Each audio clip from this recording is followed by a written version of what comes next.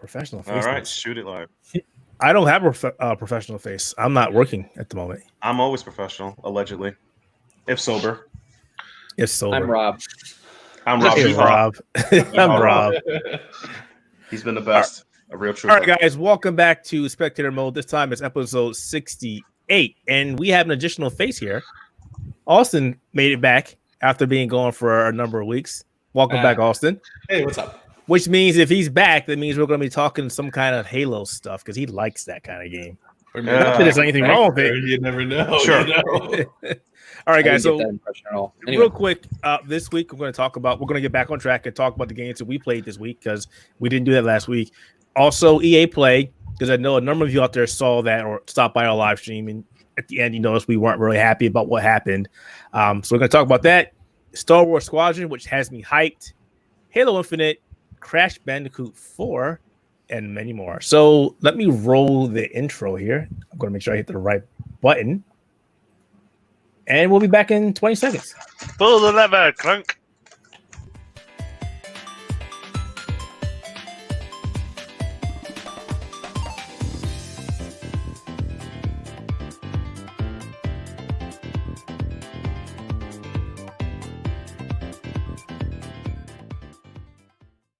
All right, so that wasn't exactly 20 seconds, but anyway, it doesn't really matter. So we are back. First and foremost, we're going to do the games that we played this week. And Austin, since you haven't been here in a while, you get to go first, buddy. Sure. So I was fortunate enough to get into the Halo 3 flighting. So I've been playing Halo 3 on PC for a few days. That's been that's been great. It's Halo 3 on PC. It's one of my favorite Halo games, so that's been awesome. Getting to play it on mouse and keyboard feels amazing. I am still terrible on mouse and keyboard, even though I've been practicing for a few weeks. Oh my god, dude! I used to play the game like competitively. I have no muscle memory left. I feel terrible playing that game. It's so bad. I feel like if I were to pick up a controller, it'd be fine. But I'm so dedicated to like forcing myself into mouse and keyboard that I played a game of BTB like an hour ago and got like 6 kills and died like 30 times. I was like, great. I will tell you, because I also got into the flighting, that it is great with a controller. Oh yeah, of course, of course it is. It looks so good. It looks like it's straight up on PC from the get-go. Turning the FOV up doesn't make it feel like it's moving at a snail's pace anymore. I love it. It's been great. That and like Destiny 2, every minute I'm awake. Yeah, no shit. I saw that. So tell the audience what light level you are now. I think I'm 1043. So I'm 1043. Which I did not. Anyone that's watching that's a Destiny fan, I did not do the AFK farm in the forges. I have done that. But no, really. I will say I did abuse the Umbral Engram focusing so there was a bug where if you focused your Umbral Engrams into armor, they were guaranteed to be powerful drops. Yep. At one point, I think I was like, my base power level without the artifact was like 1023. I did one of the armor drops and it gave me a chest piece at 1032. So that was like a 9-level bump. They took that away as well. I'm kind of sad. They updated that. But I was like, let me get some emblems. I'm like, nope, gone. Yeah, Bungie said that they saw feedback about like people wanting to continue to get, more powerful rewards, not necessarily like massive like 9, 10, 11 power level bumps, but like something that's 1 or 2 power levels above would be super cool. So we might see that updated before the end of the season. All right. Other than those two, that's it. I mean, you probably were in heaven playing those 3 games though. It was amazing, man. Like Halo, of course, Destiny, of course, new season in Destiny, new Halo content to check out on PC. They updated Halo 3's Forge and included a lot of new stuff and stuff that you previously couldn't play with in Forge. So it's been great. All right. Rob, I saw you finish the game a couple of days ago. I did, yeah. So, I mean, it took forever for a lot of reasons. A, I mean, the game takes forever. And B, I get interrupted a bunch. But I finally finished Persona 5 Royal after 150 hours was the official clock. On the nose, almost. It was like 12 minutes plus. But, it was great. It was so great. This game took over my life for like 3 months. Or 2 months? 2 months. But this game like took over my life for 2 months for not what I expected, like at all. That's a sign of a great game.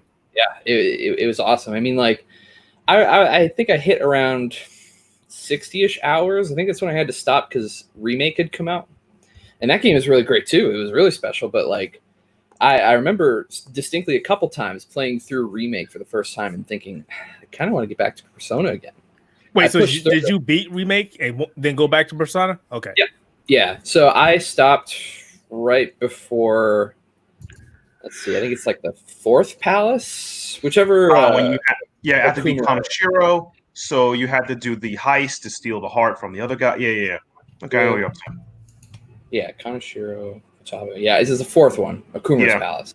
So I stopped right when that one started, right before you meet one of the Phantom Thieves, and I stopped for a while. And I remember going into Final Fantasy VII Remake, loving it because I love the original game. But even during all of that, I would get to a point where I was like, I kind of miss Persona.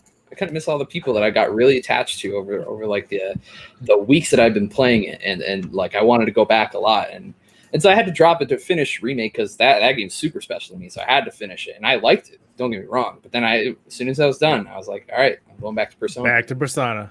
And I kept playing that a bunch, and it's just crazy to me because it's never been a game that I have legitimately gone back to that took me over 100 hours to beat, where I didn't feel at one point like I'm kind of done with this game. You know, I've had plenty of other games where it's like they take a long time, and I'm like, okay, I'll push through, but I'm not having fun anymore. And this is the first time you played a Persona game too. This is your introduction. Yeah. So yeah. And that's great. He finally tastes high class stuff. Yeah, sure, yeah. But he was playing Resident Evil 2 Remake too. I mean, high class RPG. I don't even know if my save is good on there. I mean, you told me the Steam thing probably backed it up, but it should have. Since I lost like my computer, I might have to restart, which is fine. I wasn't too far into it, but I mean, at this point, there's no point because you're now playing what, The Last of Us Part 2 now? Yep. Yeah, that's also what I started recently. 6 or 7 hours in, I think, something like that. Yeah, I mean, I'm excited to see what this game does because it's at the point where I'm at now, because I know things change drastically, but at the point that I'm at now, it very much just feels like The Last of Us again. And that's not a bad thing. I just very much feel like, okay, this is the second version of The Last of Us. I played this game before. I know how it feels. There's some new stuff, but it's like I'm very much playing the same game. And I'm just kind of waiting for that moment where things drastically change into something better. Because I mean, everybody seems to say it's called 12 Hours In, where you completely flip the characters. Spoilers. Well, really? Okay, because I've jumped through like 3 characters already, and I mean, well, you jump through a bunch of characters a lot, but like. Yeah. I'll try not to spoil anything, but yeah. I haven't played it yet. I have it, but I haven't played it yet. Yeah, I've jumped through a bunch of characters, playable characters, and like, I mean, I think I understand kind of what may happen eventually. I mean, there's already like a big thing that happens pretty early on, and I'm not going anywhere beyond that. That's all I'm going to say. But yeah, I mean, I'm just going through that right now. It's just very much like it feels like The Last of Us again. That's not a bad thing, but it's just like there hasn't really been much change yet, other than like some of the open world stuff, which I think is kind of cool. I will say, even though I haven't played it, there's been a lot of the gaming community is split on this game. Some people are saying it's amazing, it's revolutionary.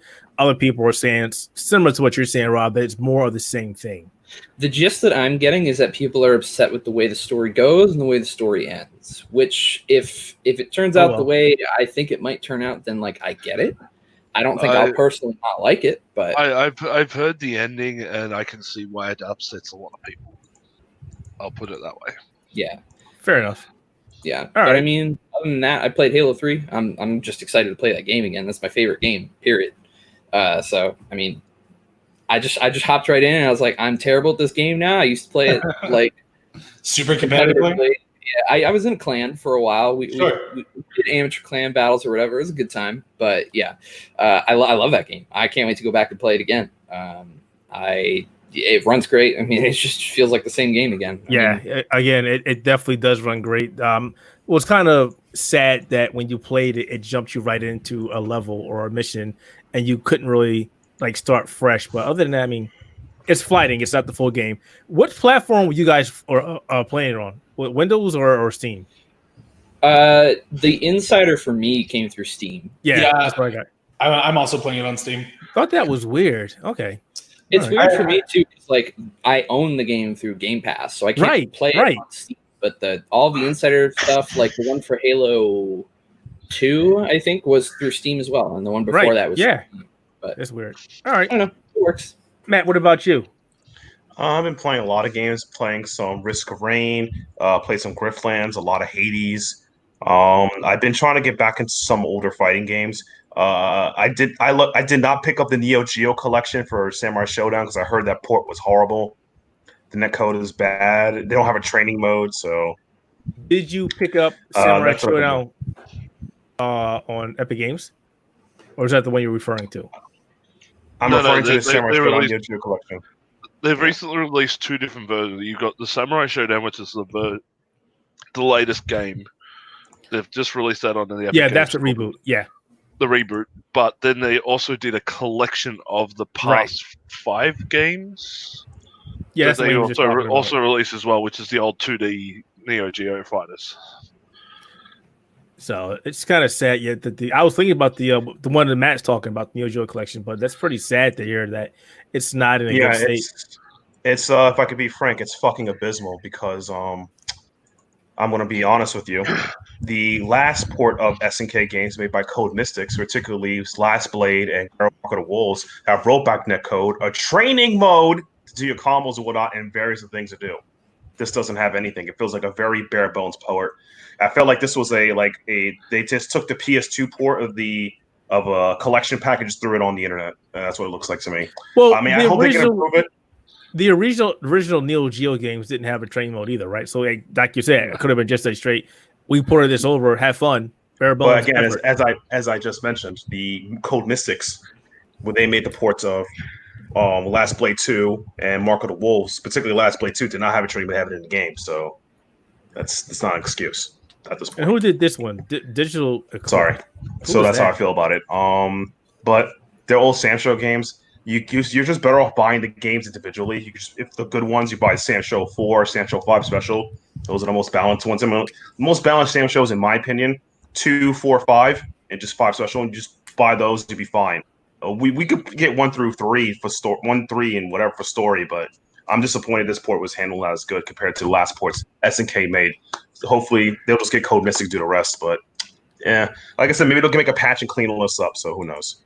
Well, I'm looking at the company who actually ported this over, and they don't have a good track record. So that speaks fantastic. Volumes. Keith, can you throw somewhere up what company that is? Digital Eclipse. Digital Eclipse. Yeah, that's them. They worked on the Mega Man Legacy, the Disney Afternoon Collection, the Street Fighter 30th anniversary. Yeah, the Disney. They're the ones that ported the Aladdin Lion King. See that's the 30 collection. Some of those ports have actually been really good. Like the Aladdin Lion 30 collection wasn't that was actually really good. The Street Fighter 30th collection was okay. It was. Yeah, I thought it was alright. Yeah, but then again, all they did with the Street Fighter 30th was port over the arcades. They didn't port it. They weren't porting anything else. So interesting. All right. What about you, Carl? What have you been doing? I was planning on doing a lot more this week, but unfortunately, it was the final week of my schooling. So, well, at least for this semester anyway. So I had a lot of assignments to get in. So I only just started playing games again, and thank God I finally revived my PlayStation 3 and upgraded the damn thing. So I can play. I can play Resident Evil 5. It works now. It finally works after the last hard drive I bought turned out to be bloody corrupted. So somewhere on the actual physical drive itself, it wasn't pushing through properly. So I had to go out and buy a whole new hard drive. That stinks. So it's now up and running. It's running great, and I have plenty of space because I turned it from a 150 gig drive. Whoever thought that was a great idea at Sony was an idiot. To a nice 1 terabyte drive, so I can have a lot of games and saves and stuff on it. Right. And yeah, I went, screw it. I haven't sort of played all the way through. I've wanted to keep going through my Resident Evil playthroughs, and I grabbed Resident Evil 5 Gold Edition and started playing that through. Mind you, I am also save hacking, which is it only makes it fun for me because the save hack that I have for Resident Evil 5 allows any weapon to have infinite ammo and automatic sort of rapid fire. So when you have a grenade launcher that shoots out like 10 grenades a second, everything blows up pretty damn quick. I'm trying to remember that actual meme when you cheat in a game. How does that go? I don't remember the exact line, so I'm not going to do it. It's Resident Evil. Who cares if I'm cheating? Resident Evil 5, I have such fond memories of because I used to play with my buddy all the time and just do co-op. And like, it's a fun co-op game when you don't think of it as a Resident Evil game. Like, it really is.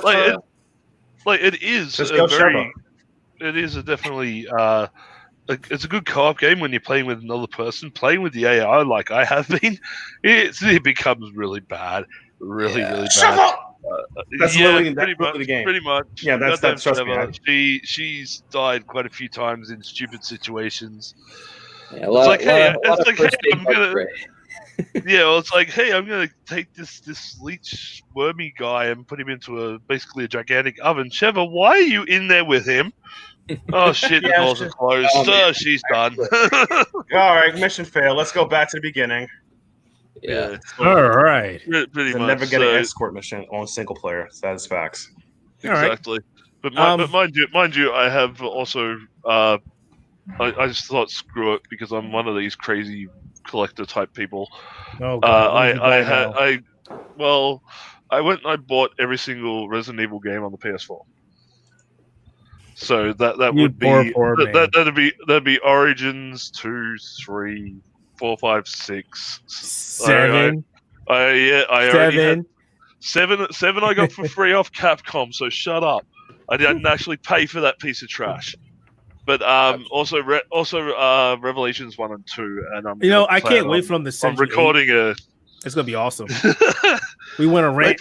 They probably will. You should have recorded that. Well, I did record that.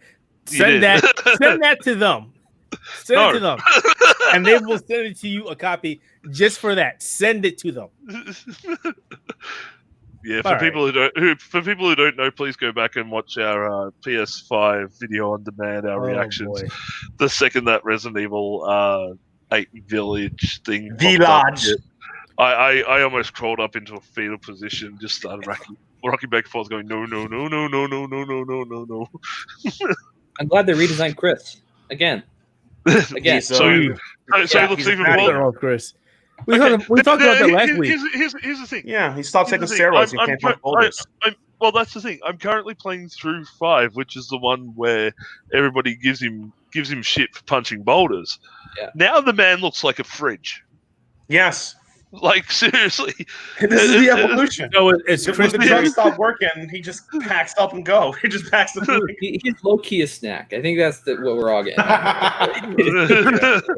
right, man. Let's get back on track. We got a lot to talk about today. Yeah, let's get back on track. And as for myself, honestly, I've only been playing a lot of Destiny 2. The new season has got me hooked.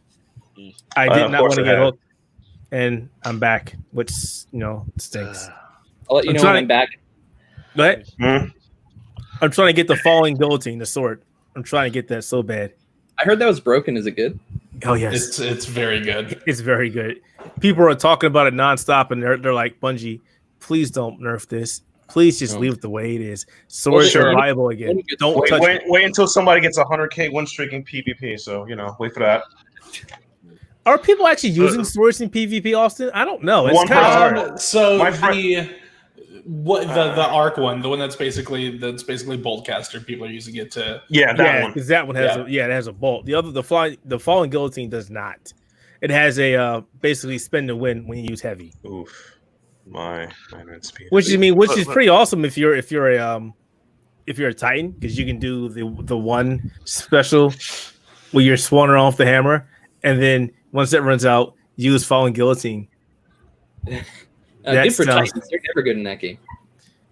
We only won the Titans stupid contest. We won that. Yay, Titans. Shout out to take that, crappy hunters.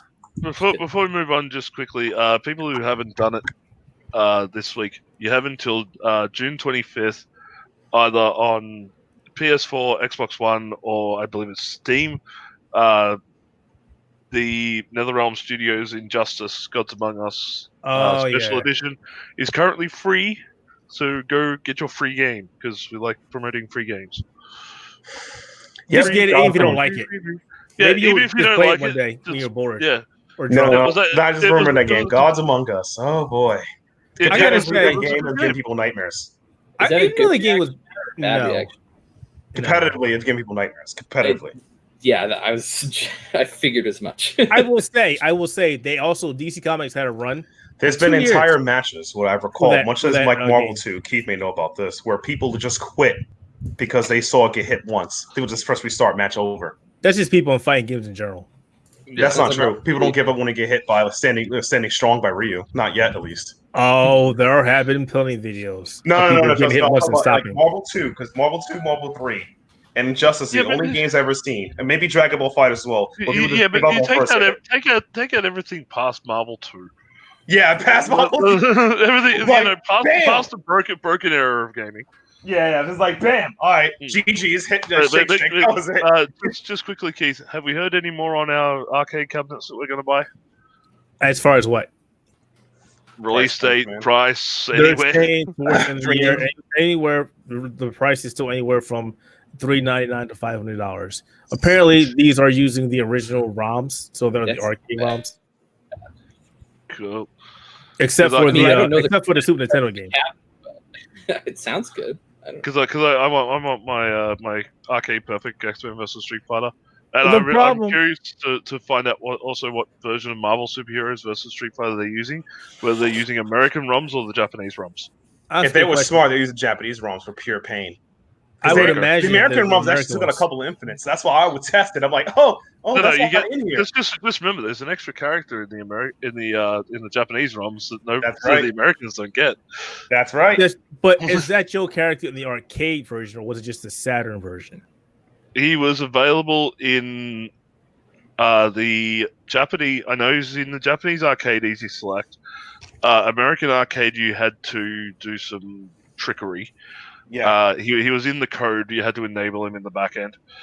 I think he was in the Japanese Saturn version, but I don't. No, think he was. in the He American was. Saturn. He was in the Saturn version. Japanese definitely was. Yeah, 'cause but I had it. not when it came. But Go not America. not the American port. No. No. Because F Oh. us. All right. So let's jump into it. So a couple Good. days ago, several of us sat down and watched the EA play. We live streamed it. Myself, Carl, and Josh. And to be honest, most of that time just shot past us. They announced a couple different things, nothing major. They talked about Apex Legends coming to the Switch, getting crossplay. Yay. They talked about The Sims and that they'll have more news about the game later on down the road. Throughout the Why is summer. that game not on Switch? Seriously, it makes no sense to me. Because EA doesn't like the Switch. You would apparently. I don't think, know, like- but they're giving you Apex Legends. I don't know. Like Animal Crossing doing so well. If you put The Sims on there, I don't very know what to similar tell you. games. And people have been asking about that. They're saying, why not put the Sims on the Switch? No idea. It's We got it's honestly because Sims on console is a very pain in the ass game to do. but it's on Like, but it is having- on having Xbox. it- And it is on PlayStation. it's on Xbox and PlayStation. Have you ever actually tried playing them? Mhm. They are terrible to try. And I do on not a play controller. Sims. They are You're terrible very to try and play on a controller. So putting it on the Switch, no, that's not going to help things. All right. The gentleman who made the A Way Out is making a new game called It Takes Two. All right. Oh, Love love that him. guy. Love He's him my so homie. much. There was another Fuck game the called Oscars. Lost in Random, which to be honest with you, I really didn't follow it. Wasn't my cup of that tea. was odd. Like Yeah. a little girl running around a fantasy setting with a dice that rolls. I mean, it and looked does random interesting, but effects. it just didn't. It just wasn't something that it resonated with me, and that's not a bad thing. Yeah. Everybody has their own opinions, whatnot. Rocket Arena or Rocket, which looks like it's a weird take on Quake, Rocket Arena, and Overwatch mixed with Unreal Tournament. and unfortunately microtransactions. Oh yeah, So this guy, the guy that presented this, his name is oh my gosh, I forgot his last name. It's Kevin something. Oh my gosh. Anyway, he was the lead on Halo 5's Warzone mode. Oh, is that a good thing or a bad thing? I'm gonna leave that up to whoever's listening to decide. Yes. I wasn't a huge fan of it, but some people dig it. I don't know. Not my cup of tea. What else do we get? What else we get out of that? We also got EA Sports. They talked about FIFA, or they showed FIFA and Madden. Didn't really do much of anything else. We got an announcement that Skate is back. Everybody was happy about that. Literally an announcement. No trailer, no gameplay, no nothing. It's we just thought about this the other day and we've decided we're going to make it. I think about what that guy said, that he said you guys willed it into existence. I want to think that they literally decided several days prior that they were just like, our Instagram's kind of flooded. You just want to turn on your webcam real quick and just say Skate's back? Oh, yeah, I'll do that. I got you. We can't do an EA Live without some sort of Skate announcement. It's weird that we got Tony Hawk is coming back. We've got Skate XL. Now, we got Skate. Like, okay. That is why it's coming back, because the competition is back. My thing is not even a logo. Maybe some kind of I reckon you're right that they've looked at it all, seen the competition coming back, and they're like, "Hey, let's announce it. Do you have anything?" No, you've only just told us that we're going to start doing this yesterday. I'll just jump on the camera and make the announcement. It's like Metroid Prime 4. Hey, we're working on this game. It had a logo, though. It had a logo. It had a little trailer. There was space in the background. What did we get for Skate? Nothing. Well, your iPhone put on slow-mo mode and just record your little son riding. We got some hipsters talking about the game. Well, and that's the thing is say what you will about what they showed at EA Play, not a whole lot, but it was so professionally produced that put Microsoft's May event in the dirt with how well EA Play was produced, and then you get this like you said, Carl, Skype meeting between two guys that work on the game. It's it was obviously last minute. It was so obviously last minute. Yeah, but I mean, I love Skate, so I'm gonna play it, dude. I can't wait. Bring it back, but still, right. it's just I'm gonna be too busy playing Tony Hawk. Thank you very much.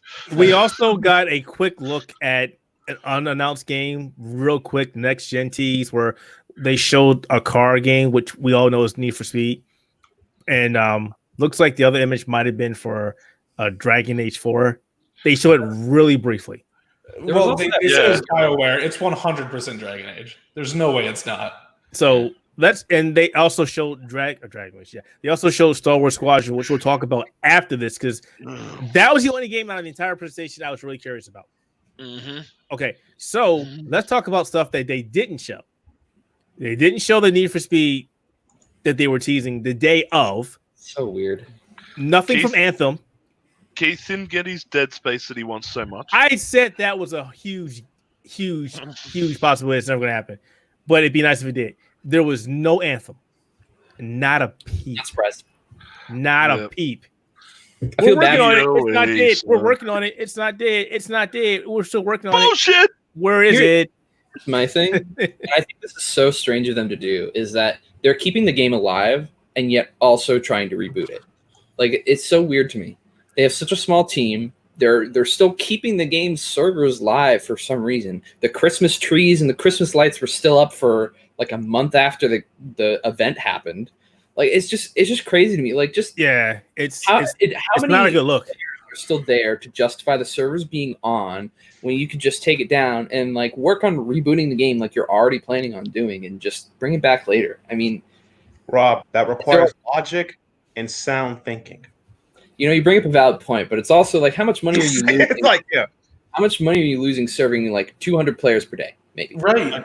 Those servers cost money. It's not like it doesn't cost them anything to keep the game running. Do it. If they're gonna do a reboot, again, logic and sound thinking. That's too much. We got to keep throwing money into the fire pit. That's what we do here. Well, like you said, Austin, it's not costing them any money if they shut down the servers or anything like that. Why not do a Final Fantasy where you shut down the game for 3 to 6 months, do a revamp, and then go, hey, we're relaunching, everything comes back up, yay! Right. Here's the problem with that. Here's the problem I think with that. The game has not been out long enough for them, A, to do that. B, when they did it for Final Fantasy, it took them, 2 years to come back? Yeah. They saved was it 14 with that? Well, but it took them 20 years. See 20 or less people working on Anthem 2.0 right now. Yeah, but that's the thing.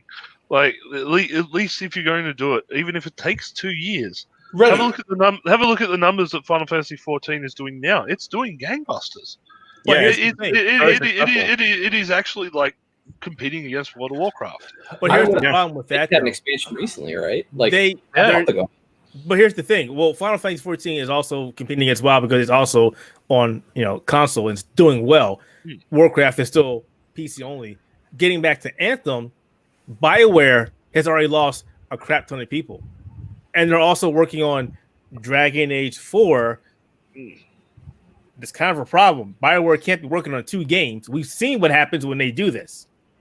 I mean, not necessarily, not inherently. So many of these game studios now are 600, 700 people big, and you can absolutely have small. Like I said, I think it's only like 10 to 20 people working on Anthem. I think, like Carl said, to support a game coming back the size of Anthem, you take it offline. Even the dedicated players that love it are bummed out for a few months. But then when the hype starts to build around it coming back online, they get their friends interested in it, rather than just like, hey, is that game you've still been playing for 6 months that I haven't heard about that still has Christmas trees in the game? Yeah. It'll be interesting to see, though. It's better than what I saw the other day. I was walking through my local retail store, and they were selling some games that weren't really performed very well for $1. Right. Put Anthem in there. The 2 that they had on shelf that still had a ton of copies, Anthem and Agents of Mayhem. Yeah. No, I'm going to say, as hard as I'm being on Anthem, I was one of the biggest supporters of the game when it came out here. And I still think the sensation of flying, being inside of those mecha suits, giving you that Iron Man fantasy, that game does a great job. It falls flat on everything else. I'm still dirty on it after the way EA treated the review copies, to be honest. And as I was saying, Austin, they could have a crap ton of people working on it, but all the lead developers, all the people that were hemming that game, a huge majority of them had left. Oh yeah, absolutely. And if they hadn't left the company, they left to go work on Dragon Age 4. With I don't feel any hope. Unfortunately, it can't be any bigger than like a sustained team. Like when Bungie went off to go work on D2 in late 2016, when they were fully focused on it, and they still had like this small live team working on Destiny 1 updates and content and stuff like that. Like, unfortunately, it's never going to compare. Like Anthem is, as of right now, like it's going to be DOA no matter what comes out for it. Yep. Would it be surprising to anyone that there was actually a development update in May this year? They actually put out a blog update this year in May 15th, updating people on the game. And this one was an interesting read to me because it says their team is around. It says we are a small team, about 30-ish. What it says there. Yeah. Wow. So it makes you really wonder, like, is it really like they're going to try and reboot the game? Because there's this whole blog update is about, okay, we're thinking about ideas. We want to start the conversation. We want to talk to our fans and try to see if we can bring this game back. Conversation? They want ideas, but I doubt they're going to go a reboot route. Okay, so I know they're probably going to try and salvage what's already there. I know I didn't want to talk about this because we kind of segmented away from EA Play and talking about Anthem. So let's just add that to that. What's going on with Anthem? We'll add that to the podcast. What's happening in Anthem? And here's my take real quick. I don't know if they're trying to get a slice of the looter shooter genre, but again, Division 2, it's still iffy. Destiny 2 is coming back strong. Square Enix has their Outriders coming out before the end of the year. We still have Borderlands 3. Yes. Is it? The genre is saturated. It's clearly. like we really don't need you now, Anthem. And it seems like they've already just put enough people on the team to keep it on life support. And that's it. Is Outriders coming out this year? Yeah. Wow. Not seen anything for that yet. They talked about it last month. Have they shown any gameplay for it? Yeah. Yes, they they did have. Oh, it's 20 minutes of gameplay. Cool, I missed it. Yeah, it's actually pretty cool. What surprised me about that game is that I remember the first initial trailers and announcements they got. I remember looking at it and be like, this is so generic. It's so bland. This looks disgusting. It's literally just like a brown and grays. And are we talking about Borderlands? That's a good game. But balance changes. For Outriders, it was literally just like, I remember seeing that first trailer and thinking, this is just going to be the same. And it's just going to be so bland in comparison. And then seeing the most recent trailer they put out, what was it, like last month? Yeah, it actually came out, and I was like, wow, this game genuinely actually looks pretty cool now. Like, seeing the new stuff was actually pretty interesting. It was more vibrant. Like, there was more going on. Oh yeah, I understood the game more. Like, it was really good for them. Like, I don't know if I'm necessarily still excited for the game. I never really was. I definitely am. Cool. So what happened, Austin, is so like Rob said, I remember them at I was at PAX East, and one of the PR guys called me and was like, hey, we have an Outriders event there. Do you want to go check it out? And I was like, all right, fine, I'll go check it out. Checked it out. It was not very good. All they pretty much did was talk about everything they already told us before. They didn't talk about the story. They didn't say anything. And then this new footage came out about a month or so ago, and they talked about the gameplay. They showed us the class. They showed us the abilities. They gave us more information about the story that they didn't tell us the last couple of times the game was out. We got more out of the 20 minutes of gameplay than we got out of the last 4 months of a game even being out there or them working on a game. And it's crazy to me, too, because like it just looks vastly different. I don't know. I don't know if it's the same for you. Yeah. So companies do that all the time, though. Like they'll have their early builds and stuff like that, where they'll show to like media and stuff like that, where it might be an unfinished product off of stages or something like that, and then they'll get the feedback and go, okay, what do we have to do to make this more appealing? And all of a sudden, you might have something that looks completely different. Yeah, I just feel like my impression from what I got was like, I mean, in 4 months' time, they may have been able to pull it off, but it's like the stuff that we saw is like vastly different from what they showed earlier on, which was literally just like, okay, we have all these dudes who are just in brown and gray cloaks and stuff. Like they all pretty much look the same, even though it's 3 different classes, and they're all kind of like running around this burning field that's like black. And then all of a sudden, a couple months later, it comes in and they say, oh, okay, well, here's our gameplay trailer. And it's just like they've got like blues, greens, yellows, like all this color out of nowhere. It's a completely new world. It's a bunch of different new enemies and stuff. And it's just like they showed a boss battle. They showed the different abilities. They showed the enemies. They showed a bunch of new enemies. I can't believe I missed this. Like, it looks fantastic. Like the images that I'm seeing right now, I'm totally going to watch this trailer. You know what? You know what's awesome about that, Austin? We can bring it up together. We can watch it together. Give me a second. My point is that I just think it's like watch Keith do his magic and reform Voltron. Hollywood magic.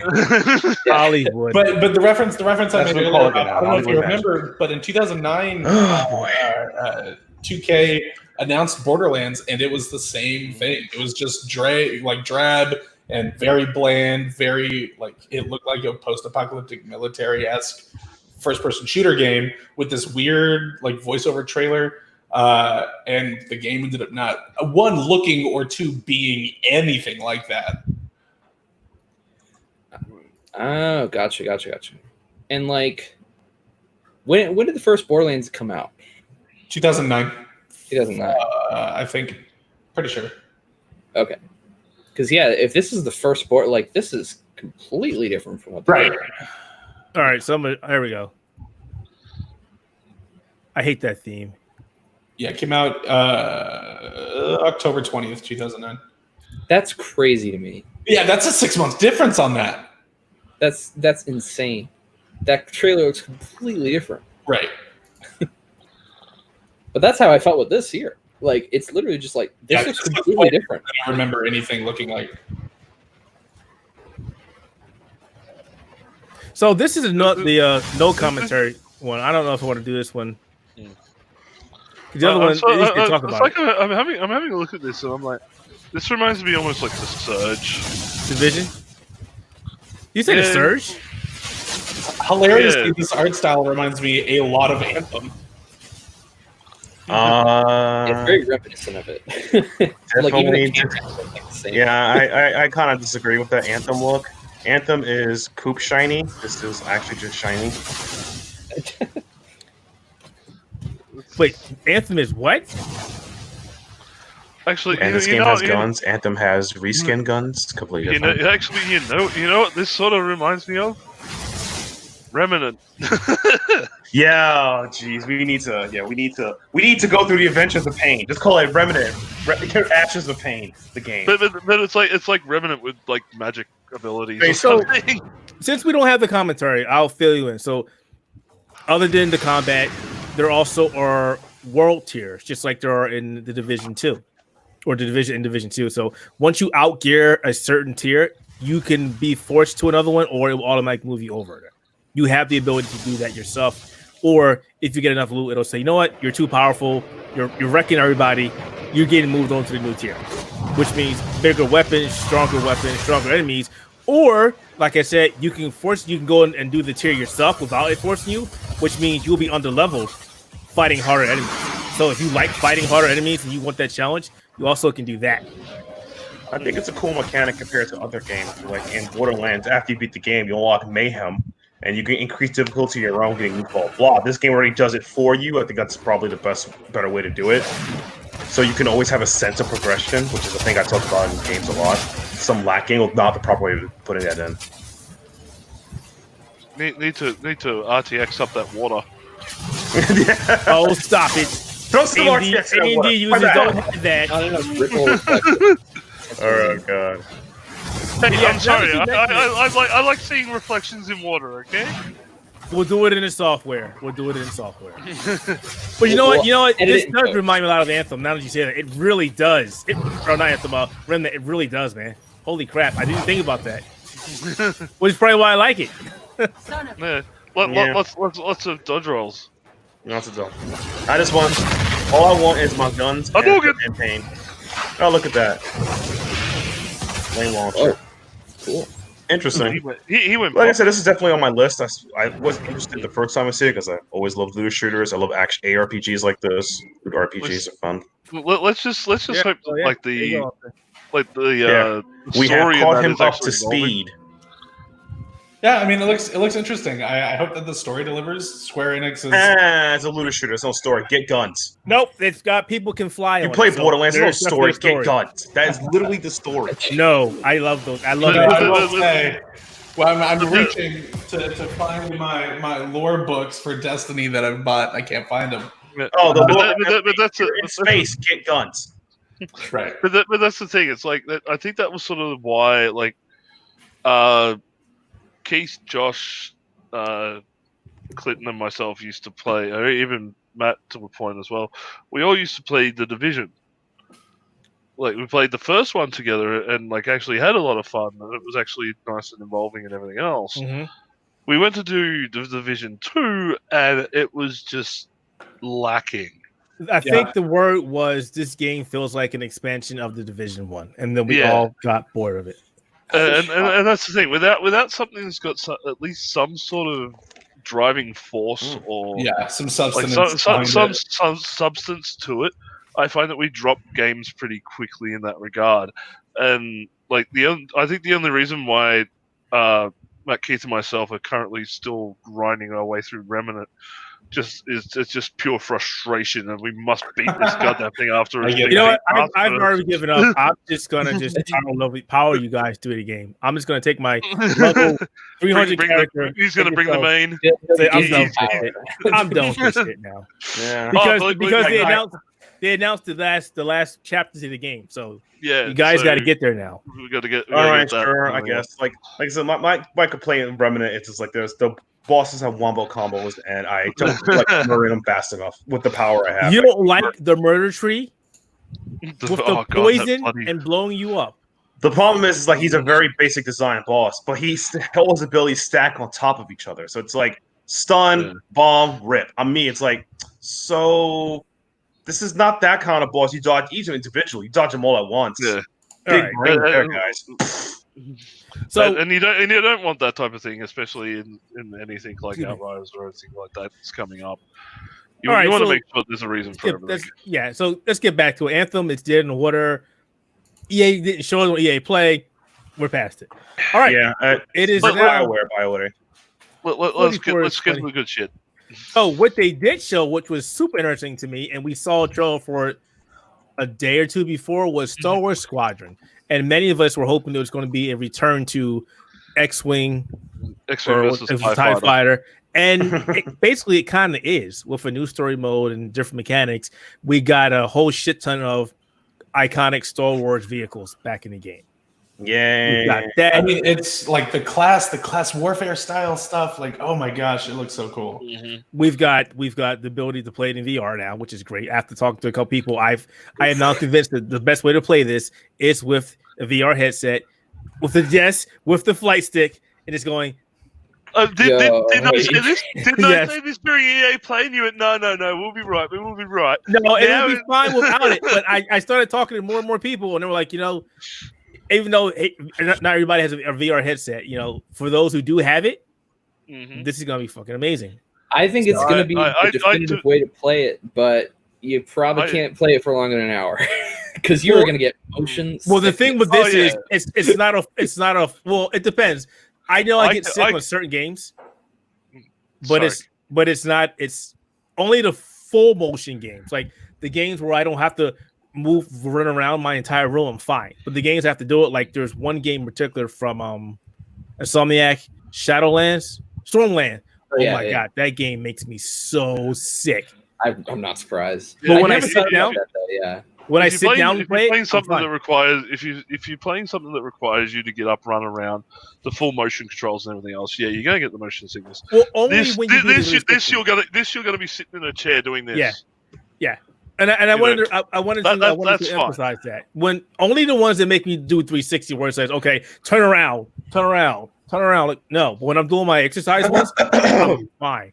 But if I'm stationary looking at one direction or just panning my view, I'm good. But when it makes me do 360s, I'm done.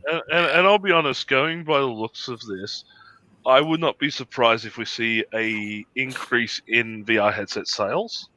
Oh yeah. Star Wars guys always have money. I'm not how they got the money. One Star Wars is going to be one of those games where they got more money than we. People are going to be grabbing it, and people are going to be wanting the best experience. And like you said, Keith, and as I predicted, VR with the flight stick is going to be the optimal setup. So I wouldn't be surprised. So if you're wanting to buy, your headset, your HTV Vives or whatever. Get them now. You won't even need. Well, you won't even need it. You won't even need an HDTV. You just have the VR headset. Yeah, exactly. You won't need the TV. You'll have the headset. PS4 owners will be buying up the headsets. Well, it is. Yep. Oh, yeah, it is VR. PS4 and PC both have VR compatibility. My fellow PC gamers. So this is the perfect time if you're married to explain to your significant other that you need a Valve Index now. So pick up the VR headsets now. Pick up them VR headsets, right? Wife, I'm buying an Index, okay? Go ahead and sign those divorce papers while you're at it. I was about to say. I'm waiting for her to run in and just start whooping your ass. But did you just spend a whole heap on a new renovation for the basement? Hey, they wanted that. They wanted that. But the thing is, like. I'm actually happy to have seen this. I do have the only reservation I have with it is 5-on-5. Holy shit! The Valve Index actually dropped in price. What? It was $1,000. So it's okay. So it's $1,000 if you get the top of the line one with the headset, the controllers, and looks like the 2 base stations. But if you just get it with the controllers and the headset, it's $800. Okay, that's not bad for that headset. But yeah, like it's like this Star Wars Squadron. I'm glad it looks a lot like X-Wing vs TIE Fighter, which is what I was wanting. I don't like the 5v5. I want more. I think it's bad. I hope that. I want 150 people. Exactly. Oh hell no! I want real space battles. Yeah. God damn it! Armies versus armies. But even if the background or around you is situated with like bots that are killing each other or something like that, then that's fine. See, I thought give me something that makes it feel grander than just 5v5. Because 5v5 in space is going to be boring as much. It's going to feel tiny. Yeah, when they said 5v5, I was expecting them to say, and we also have like a big team battle style, like. Hey, here's large scale, like 10 on 10. Here's 15 on 15. But it's bots, which is weird. Well, I mean, even that would be fine. But like Carl said, man, 5-on-5 is going to feel tiny. We'll have to wait and see what capacity it is, though. I mean, it might be nice if they start 5v5 and go, okay, hey, maybe we'll slowly introduce more. We don't have any idea yet. We'll slowly expand it to 10v10, 20v20. What else do we know about the game? This is going to be canon. The vehicle classes. Oh. So, all right, talk about the vehicles. So it's X-Wing, A-Wing, U-Wing, and the Y-Wing. Yeah, so it's like Assault, Interceptor, Bomber, and then there was a fourth one, but I don't remember the name of it. I think the fourth one was the Light Fighter. Yeah. No, wait, the Fighter Interceptor, the Reaper. Oh, yeah.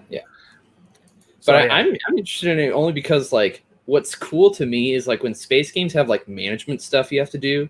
So they were, like, talking about, like, managing, like, your ammo, like, you're managing, like, your shield percentage and stuff like that, like, consumption. Like, it just seems like really cool stuff to do, like, because it feels more real, even though it's very clearly a fantasy. But it's not just like you're in the cockpit, you have your guns and you shoot things. It's just you know what it reminds me of, Rob. I don't know if you've ever played these games. It takes me back to the early not EA games, Origin, before it was this storefront. Mace probably remembers them. Origin, they worked on Wing Commander, Privateer. No, that's what it reminds me of. Those games. We got to pay attention to everything about your ship, your shields, your weapons, everything. Or more recently, what the hell is that game? I know this sounds bad, but I'm hoping that at least one of those vehicles has like a hyperdrive, because I just want a suicide hyperdrive just straight through a Star Destroyer. Oh jeez. I thought you said that was terrible. Last Jedi style. Yeah. The movie was terrible, but that moment, oh my god. Now I'm drawing a blank because I play this game a lot. Not Elite Dangerous. EVE Online. I'm kidding. No, not EVE Online. Oh god, thank god. They recently showed the part 2 of the game. Why am I drawing a blank here? You know what? I'll open up Steam. There we go. Go through all my games. I'll find it eventually. Continue on. I feel like I know what you're talking about. But yeah, I just like the idea of like when you have like a space shooter or anything like that, where it's just like, all right, here you are, it's 5v5, and you have to take out the other team. But you also have to worry about like how much ammo are you expending at this Everspace. Why couldn't I remember Everspace? Yes. Or like you have to make sure like if your shields are down, like you should be careful or whatever. Or you need to watch your expenditure. Like it just stuff like that's like cool to me because like, I'm not big on like, micromanaging stuff, but it's just like it's cool. And I even like each individual vehicle, they have their own. They're their classes, and I just love it. Like they're making sure that they had the bombers are the guys that get right down deep in the trenches, and you have like little trench sections you can run through as the bombers and drop stuff. And like your standard TIE fighters are just your basic drone fly around assault DPS type stuff. It's good to see the amount of detail that they've put into it. The only thing is like I'm still sitting here going, I want more gameplay, because the way that they interwove the gameplay, it was like little snippets here and there of gameplay, and it was still this goddamn hype of, look at how pretty our cutscenes are. I'm like, no, I don't care how your cutscenes look. I want more in cockpit. Show me action. Okay, so let me stop you because you're right. But can I just go and say, and we talked about it. I'm gonna say anyway. When I was like, wouldn't it be awesome if you could fly to the asteroid field? And then the next thing they said is, hey, you can fly through the asteroid field. Oh my god, yes. They showed them flying through it. I need that. Pull off sneaky maneuvers. So I need that now. In Return of the Jedi. I was going to point that out too, because like that specific moment, it's like very clearly not gameplay, but like seeing it, you're like, wow, he's in the cockpit, he's doing it, but it's like, no, not quite. You know, I hope that's the thing you can actually do in the game though, because then like 5v5 would probably be interesting if you're in like a really cramped. It's like a strategy thing. It's like it's a 2-on-1 situation. You got two guys on your tail, and you're like, okay, how am I going to get out of this? Oh, look, asteroid field. I'm going to fucking duck and dive in between all this and see if I can get them. I wouldn't expect all that because you're probably hoping for something that may never make it to the game, just because it's just that on that scale, it's just grand as hell. Like they're going to want to do this. It's similar to you're playing a game. Like a combat game, there's all these buildings. Like, I want to go in this building and ambush these guys. It's like, yeah, you can't go into the buildings. But that's the thing. Like, I also hope that it's not just space battles. I'm hoping we get like some planet style battles where you're like on say like on Endor, where there's a lot of trees that you have to try and maneuver and stuff like that. Because if everything's set in space, again, it's the one setting makes everything feel tiny, and people are going to get bored of it very quickly. I just hope that it's the variety of this game is what's going to sell it. Well, that and the single player campaign. Well, that too. Where you get to interject yourself as on both sides with original characters that you make yourself. Did they say that? I don't think you can do that. Yes, I think yes. You are playing as original characters that you get to customize yourself. Yeah, and they are involved in the story. I was thinking like create a character. No, yeah, that's what I was thinking of. Yeah. Well, that's essentially it. It is a created character, but that's your sort of avatar through the main story, like your guardian in Destiny. Yeah. So and you'll have one for the Rebellion or the New Republic in the Empire. Yeah, exactly, and you'll get to see and interact with characters from the films as well as per usual. So it's safe to say that everybody here, with the exception of Matt, who disappeared, is excited for this game. Absolutely, I'm looking forward to it. It comes out this year, October 2nd. Mm-hmm. Yeah, for $40. For $40. So the only thing that I'm not sure about, again, is the studio Motive. They've only worked on Star Wars Battlefront 2 with EA. Yeah. So and that's questionable. To be honest, that's got me worried as well. And now hearing that price point, I'm expecting a lot of microtransactions out of this game. EA Origins, get the premiere, play it on that. If it's I think it has to do more so that it is so heavily based off of the dogfighting sections in Battlefront 2.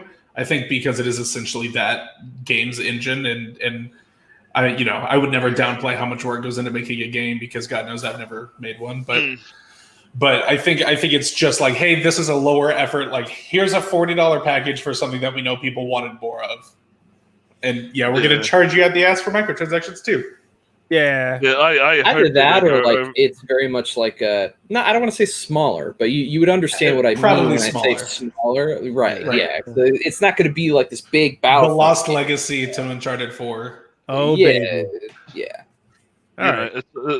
I just hope that they don't microtransaction the hell out of it because, funnily enough, I was going through. No, there are no microtransactions. I remember reading about it afterwards. There's no microtransactions in this game. Yeah. Well, they when they said that the last couple of games with no microtransactions, and 2K said that a particular machine is not gambling. Well, okay? 2K Take-Two is a bunch of assholes. But if they do microtransaction the hell out of this, I hope they realize that they made a major mistake with Battlefront 2 when they originally released it. That they microtransaction the hell out of it. So I when a company says there's no microtransactions, I really get skeptical because I find that they're trying to find a way to reword it. Well, Titanfall didn't have any. Titanfall 2 didn't have any. Yeah, Star Wars didn't have, or Star Wars Jedi Fallen Order didn't have any. They said they confirmed. Yeah, and that was single player experiences straight up. Yeah. So they're not going to do microtransactions, or is it going to be something that's like supposed to expand over time? It'll be DLC packs. Well, it says that they're not even doing that. Season models, they seem to be the new thing. Ian Fraser from Motive said that Squadrons is not planned to be a live service game.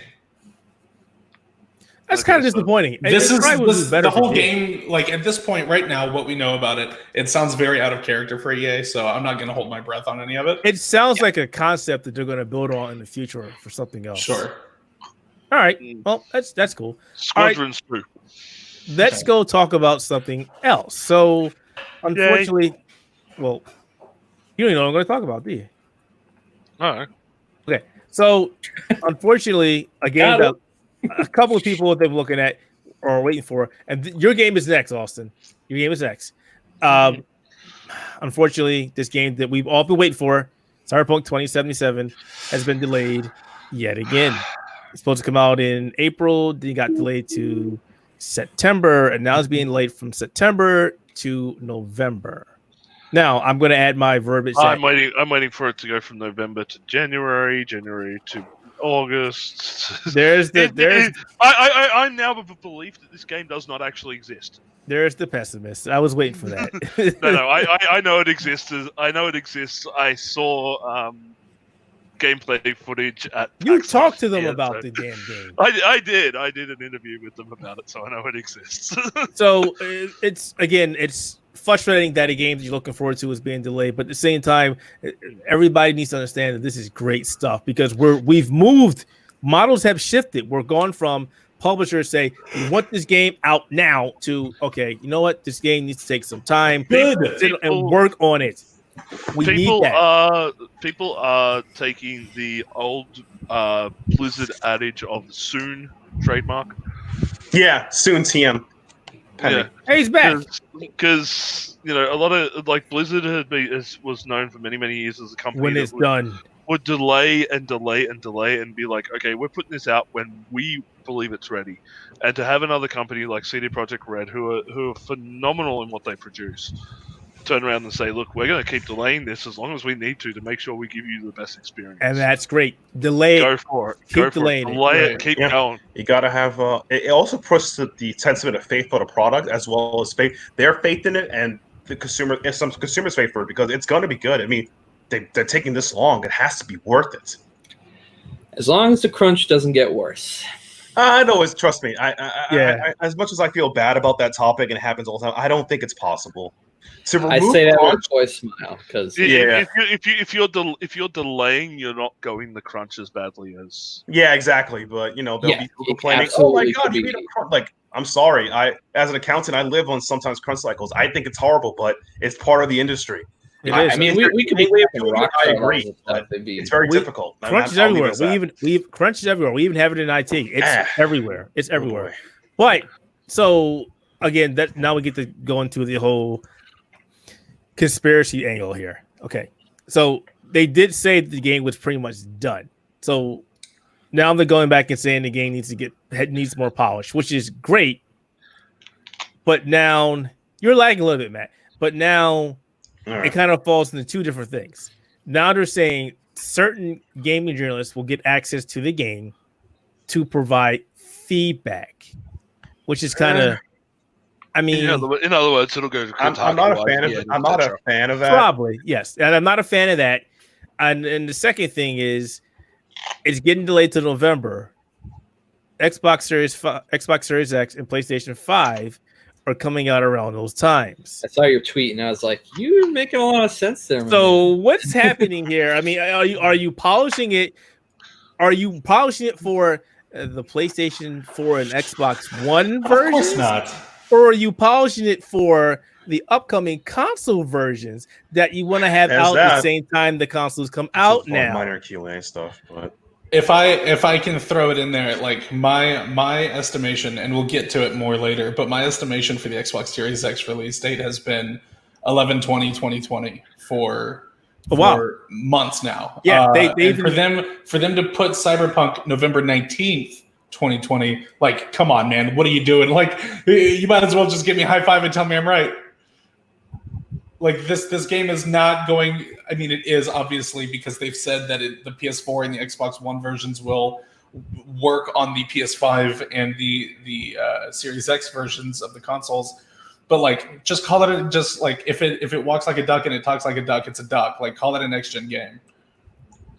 November 20th is a Friday. Makes a lot of sense. A lot of games are moving to releasing from Tuesdays to Fridays now. Yep. So it just logistically makes more sense. And I mean, it wouldn't surprise me at all. I could see that for sure.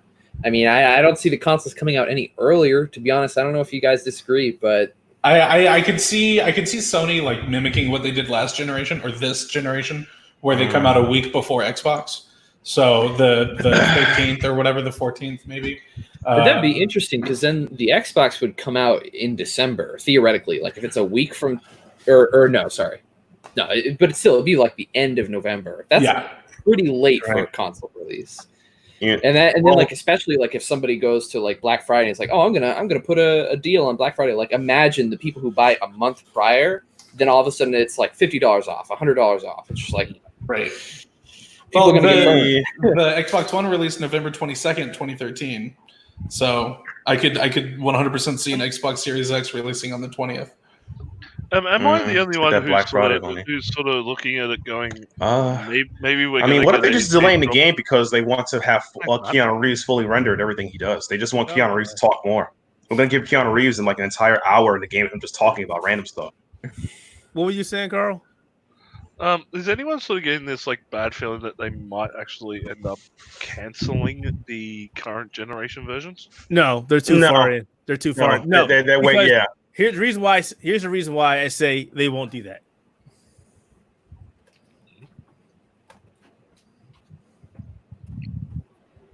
Those are great reasons, Keith. I believe you. He's gonna drop out in a second. There he is.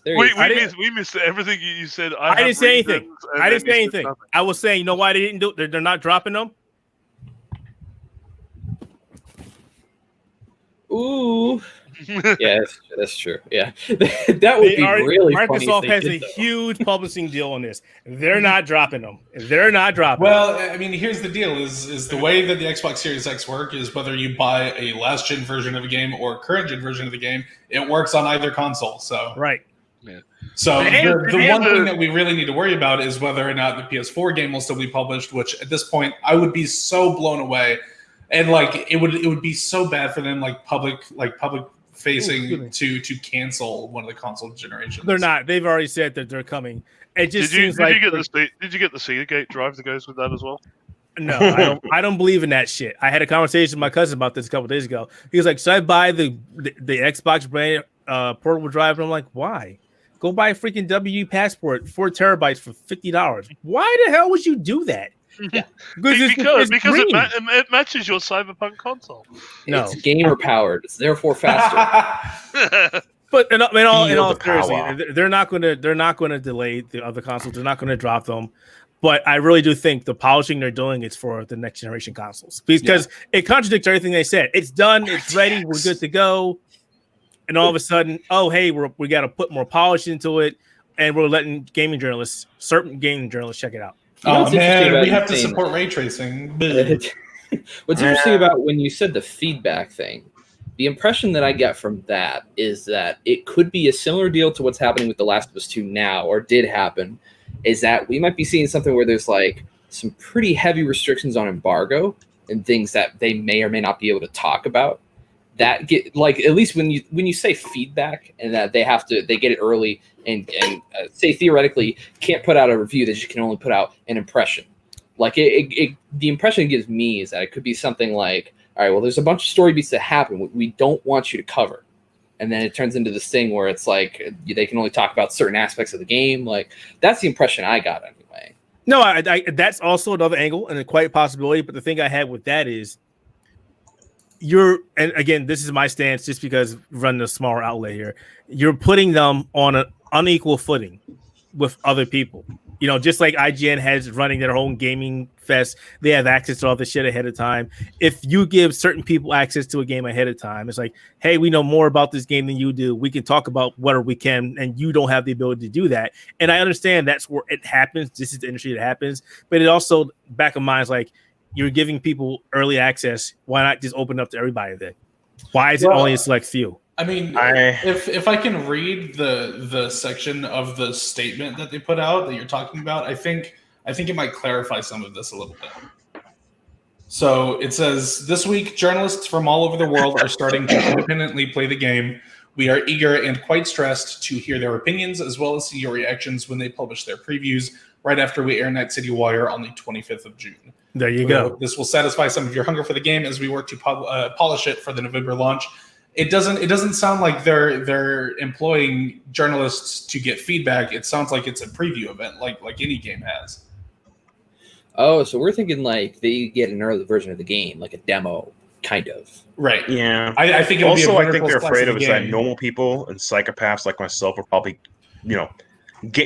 break the mechanics of the early game or data mine it. That's why they're afraid of super early giving it to everybody. That's the thing that can happen. It's weird that they're doing that could be it too. That's just not to say we're all terrible people, but it's just weird that they're doing that now and again after they've already said. It's just they say one thing and then they're doing another. Hey, it's done, but it's not really done. Hey, it's done without the polish. Well, this we've made an early access game. We're going to charge you $60. We realized we can't do that, so we decided to finish the game. This Night City Wire thing has been in the works for a while. Like we've known about this for months now. Yeah. Yep. So I think this preview event that the journalists are all going to get to play has probably also been on the books for a while now. Likely. So I think yeah. I think that they wanted to prep people like, hey, you're going to get one last big preview event before the release, but unfortunately, it's going to come earlier than 2 or 3 weeks before, a month or so before the game releases. Instead, it's going to be 3 months before the game releases. Have journalists had an opportunity to play the game yet? Publicly? Nobody has played the game. They've No. only seen They've only got closed door access to watch it, but nobody has played it. Which again, this preview makes a lot of sense to me. That's what I was going to say. It makes more sense now in that case. Because, think about it. If nobody has played it other than developers and stuff like that, then, I guess this kind of makes a lot more sense now. Considering that the world that we're in, if they're just going to get a preview demo that they get to play, it makes a whole lot more sense. So it's just an interesting situation to be in. And it's one, first of all, great. Shouts out to the publishers, the people that get to check it out because, jealous much because I've been waiting on this game for years, even before people who started talking about it within the last year or so. I remember following this game when they first announced it, and it's like, wow, this game is finally coming out after all this time. It's been a while. Further back, I don't even remember. As I mentioned to somebody, it might have been you guys before. I was following this game when they first said this game is too advanced to come to console, PC only, and then I think a year or so into development, they went, it's coming out to the console as well now. It's like you said one thing and then went back into another.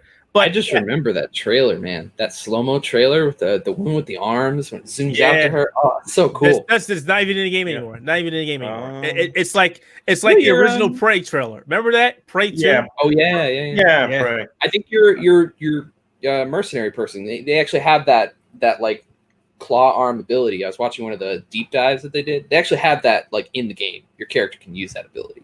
So which looks cool. So wrapping the it up, game was announced in May of 2012. It's been 8 years. Even earlier. Yeah. Sounds like good times. So even though the game is being delayed, I'm glad that they're putting the time into it. I just wish they would come out and say, hey, you know what? We're doing this, and this. But hey, we're still working on the game. Great. That's great. Just please, for the love of GOD, don't delay it again. And if you do have to delay it again, more power to you, but please don't. No. They're going to delay it again because they realize, oh, snap. We forgot that we have to actually include music. Oh, man, we got to get some music, guys. Oh. We can't have music. We got DMCA. We can't have that anymore. Yeah, exactly. Johnny Silverhand produced an album. It's fine. Music is now gone. If anybody wants to stream this shit on Twitch, forget about it. It's just Keanu Reeves jock rocking for 12 hours. Oh, yeah.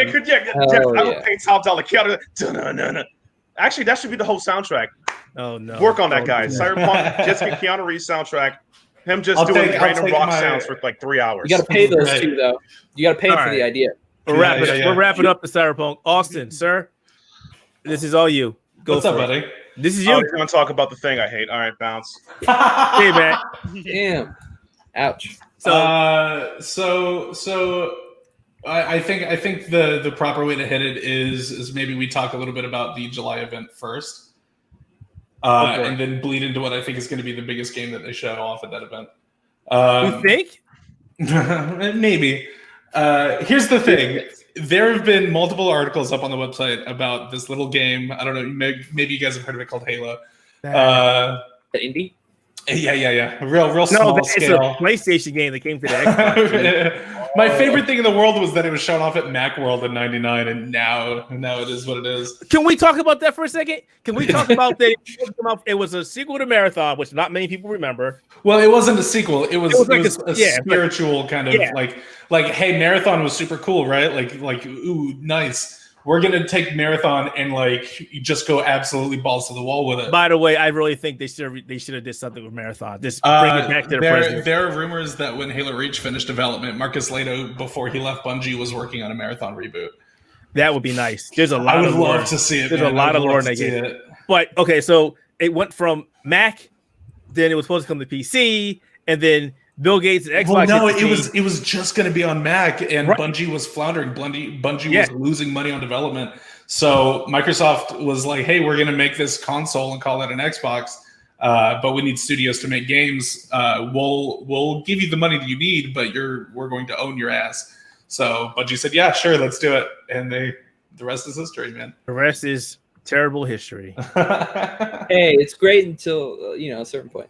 Anyway, I mean, absolutely. So the May Xbox event was a thing. It was sure a thing. That was extremely disappointing. Like the reason that probably 80% of the people tuned in to watch it was to see Assassin's Creed gameplay that they promised, and the only thing that was actually anything close to gameplay was like a little flyby spin around of the main character. Like, cool, thanks for wasting my hour. It was gameplay footage. It was in engine. I think Microsoft's going to have learned their lesson from that. I think that this July event is going to be a lot more in the vein of what Sony did this month rather. They have to. So right? I think it has to. I think it has to, and I think Microsoft comes out like swinging with a price point. I think they start the conference off. They show off a solid Halo demo, and then they come out with a very competitive price point. I love the idea. Were you reading my article, Austin? Were you reading my article? Not at all, man. That's exactly what I said to you. It really? At the beginning of the event, they need to just show Halo. Just start it off. In fact, let me get to my article real quick. I think it worked for Halo 5 back in 2015 when they opened the press conference with Halo 5's campaign. I think that worked out extremely well. So this is exactly what I said. This is what I said. Oh, that worked? I was like, started off with a bang with Halo Infinite. Start with a new trailer, transition to some gameplay, blow up some stuff, have Master Chief do something dramatic, and then give us a release date. Absolutely. So you're telling me you want to live in the past?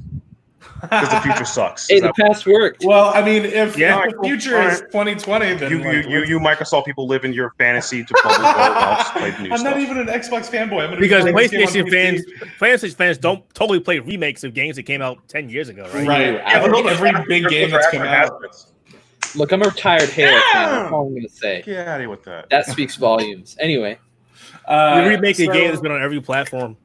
So the July event is going to be super cool. Hopefully, we see a new Banjo-Kazooie game. That'd be awesome. I doubt it. But I doubt it. The last one was complete butt cheeks. Oh yeah, like absolutely. But we don't need. Microsoft is obviously still obsessed with throwing the fact that they own that IP in people's face. Y'all gotta shove it down. They killed my hopes and dreams. Oh, right. Why don't you just put a gun to Conqueror's head, blow it off on screen? Says, "Where everyone?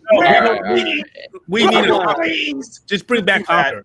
We just need that. No, let me hit you with the hottest it takes. Where it comes out, they don't bring out anything else. Jet Force Gemini. If they bring that, Yikes. I will have a little sense of respect for them. I mean, realistically, like of the rare IP that we'll probably see at this July event, will probably be Perfect Dark. No, I just asked you not to say that. I'm not thrilled about it. I'm not thrilled about it at all. But like, that'll probably be it. I really hope that is not the game the initiative is working on. I hope it's a Banjo-Kazooie game, but I doubt it, man. Like, I really doubt it. I don't think that Microsoft sees any value in the IP, like, as a whole. I think that they don't see any value for half the stuff they own. I mean, you're absolutely right, man. Like, hey, you know, it'd be a really cool Gears game. How about a mobile game based on the pop? How about a tactics gear game? Really? Right. Hey, that's pretty fun. Right. That XCOM game is pretty popular. Why don't we do Gears XCOM? Yeah. How about a tactics Halo game? So I make it XCOM. Me. Oh God, you guys know how to program anything? You know that's not the first. Anything? Are you even a developer? I mean, they got a tactical Gears game and a tactical Halo game. They're hiring for another Halo project too. Exactly. Everything's something completely different. Right. But of course not. You know, they're gone. Can't imagine why they left. Look, all I'm going to say is that clearly the Xbox needs more shooters, right? Because that's Well, let's just get more guns and shooty bang and live my dreams. Yeah. But go ahead and get back to the okay. So let's go ahead and just turn that page. Gay, Rainbow's to shoot out his butt, and then everyone's gonna play it. Rainbow Requiem, Rainbow. You know, 7. I wouldn't be upset about that, to be honest. Tater Butts Part 3. Sequel included. Pick one purchase. So obviously, like I said, the big thing that we're going to see in July from Xbox, other than a price point, I think honestly, is Halo. Like, here we go. I think I'm super excited about this game. If that hasn't been clear enough, like I've been covering it personally and on the site, and the excitement around it's real big. So that's awesome. Like it's super exciting that people are looking forward to a Halo game again. Probably the biggest rumor that we have going on right now, other than all of the Mega Bloks toys that keep leaking information about the game, which like that is so lame. Like, if you're Microsoft, if you're 343, you're seeing this stuff get out in the wild, just put out like a little trailer. Just show me like a teaser. Did that happen with Gears too? Like the spin-off? Yeah, like the toys, like, I don't know, man. Microsoft just doesn't have a good handle on who they partner with, like for merchandising, and like that stuff just gets out in the wild. Like I can go to my local Target right now and buy these Halo Mega Bloks. I have no idea what they are, but it's obviously stuff from the game, so... The biggest rumor came initially out of a podcast. The podcast is called the RDX Podcast. I've never watched it before. I've never heard of it until that rumor. A couple of like big Halo content creators have been on it, and apparently they've had speculation and given rumors on topics like this in the past, and they've been at least close to right. So it bears sharing. They said they used like a big buzzword, which was juggernaut. Halo Infinite is going to be a juggernaut. And then the other thing they said was that it's going to mimic something that God of War 2018 did really well, and that they wouldn't really talk about it until we see the game in July. Then over on Reset Era, there's a user by the name of Clobrilli, I don't know how to pronounce his name. But yeah, he leaks a lot of stuff, including Halo stuff. And someone had mentioned in one of these threads talking about this podcast snippet that they were probably talking about the single shot camera angle thing. And he said that was 100% right. He said bingo. He quoted it and said bingo. So if you go back and watch the trailer that we got at E3 last year, the Discover Hope trailer, it is all one shot. The only time it ever breaks is when the camera fades down as the pilot is looking at Chief floating in space, and it fades down, and then it comes back up, and it's Chief landing inside the ship with the pilot controlling it. It's the only cut in the entire trailer. Otherwise, it's completely one shot, including like going first person with Chief and then coming back into third person camera angle. It's all one shot, and it makes a lot of sense that be what it is. So that's kind of like the big Halo Infinite thing right now is not only is Halo Infinite going to be this spiritual reboot, but still a sequel to the franchise that it's a part of, like God of War was, but it's literally going to rip out the single shot camera lens from the same game. So we get a third person view of Halo. I don't think so. I think it stays first person. I think it stays FPS because otherwise it's not a Halo game. They've been pretty adamant that this is going to be a Halo, that this is for all intents and purposes Halo 6. But they said back when Halo 5 was titled Halo 5 Guardians that they wanted to get away from the numbering convention. I think the literal quote was Bonnie Ross saying like Halo 14 doesn't sound good. So we'll stop numbering them eventually. I didn't think that it'd be Halo 6 that they'd stop numbering them, but here we are. So I think it stays first person. And like in the trailer, when Chief like tilts his head forward and takes a step and all of those wires disconnect from him, I think that's the style of separation that we'll see playing the game whenever it cuts to a cutscene. All right. Well, since we're talking about that, let's talk about something about that trailer real quick. So, what is the name of that pilot again? We don't know. I call him Brohammer, and so does a lot of the Halo community. So I like the part of the trailer, and I could be reading into this too much because those who followed the series know that Cortana is no longer with Chief anymore. She's kind of having a mental fit. I'm just kidding. I mean, she's breaking down. She went bonkers, right? She went crazy. Yeah, the AI in Halo have a limited shelf life, and after that they go crazy. There's only been like one or two that didn't do that. But she's in the middle of a crisis, and she's kind of like, I don't want to say she's a bad guy. She's just doing things. She's morally gray, put it that way. And so when Chief gets thawed out and gets brought back online. He brings up his screen and says, "Hey, there's AI missing," and it's like, is this pilot going to be not his conscience, but like his guide? Is he going to be working with Master Chief throughout this game now?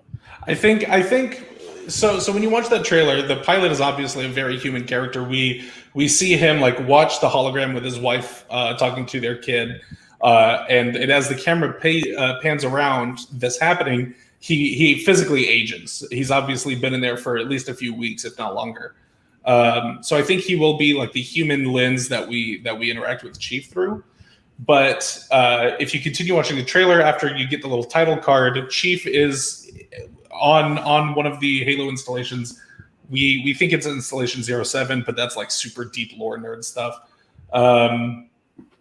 We see Chief in a control room, like taking his AI chip out to go and essentially like jack back into Cortana, or to reacquire Cortana in some way. And Christopher Lee, the game's creative director, did say that it is a reunion. That section in that trailer is from the game, and it is a reunion. So I mean, I have theories upon theories about what that means.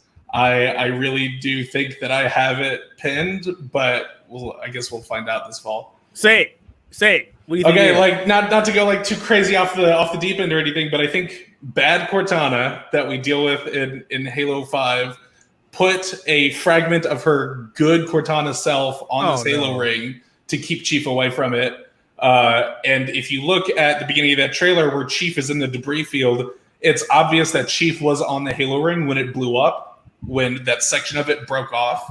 And I think it's because Cortana has the ability to manipulate the Halo rings just like the Forerunners did. So you think that particular trailer may not be necessarily at the beginning of the game, right? Because like they did say it's the game's opening, but it's not inherently.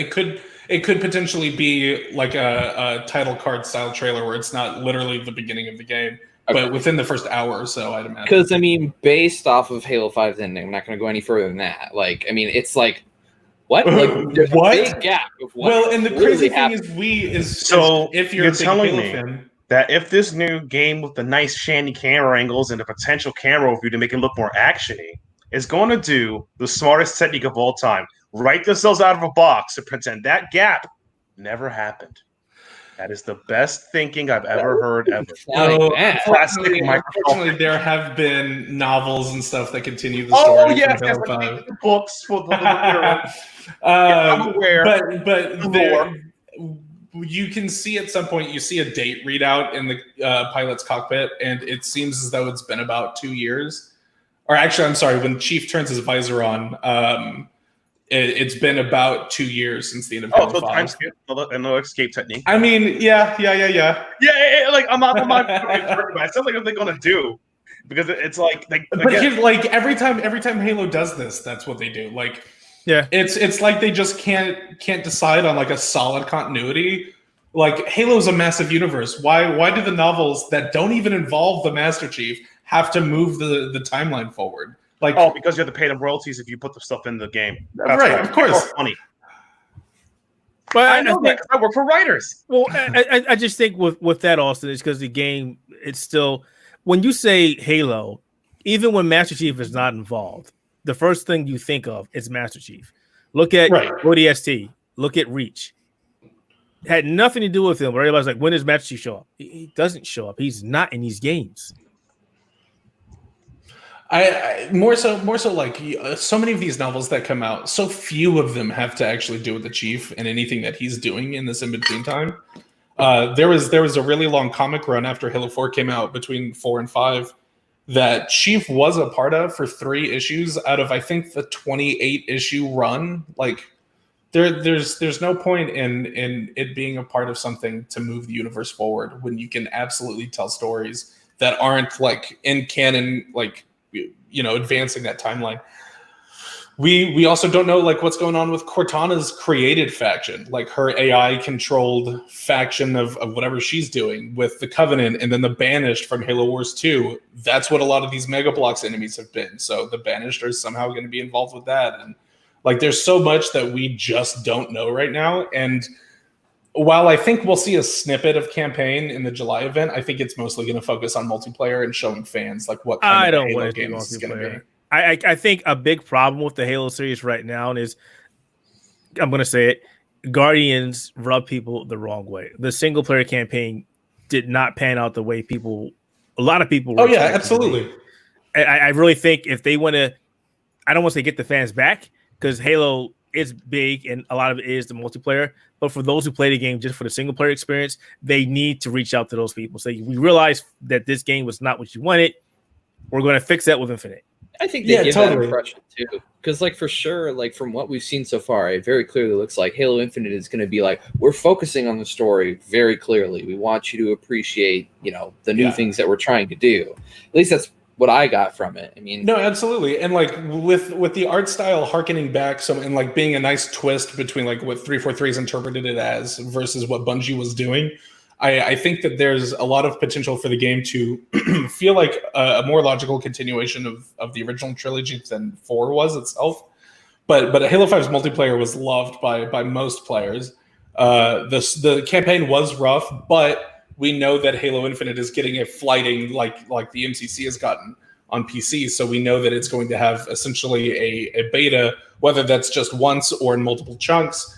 I think 343 is going to take the time to show off, like I said, a snippet of the campaign, but really show people what they have to look forward to as far as like multiplayer goes, and dates for those potential flightings as well. Yeah. All right.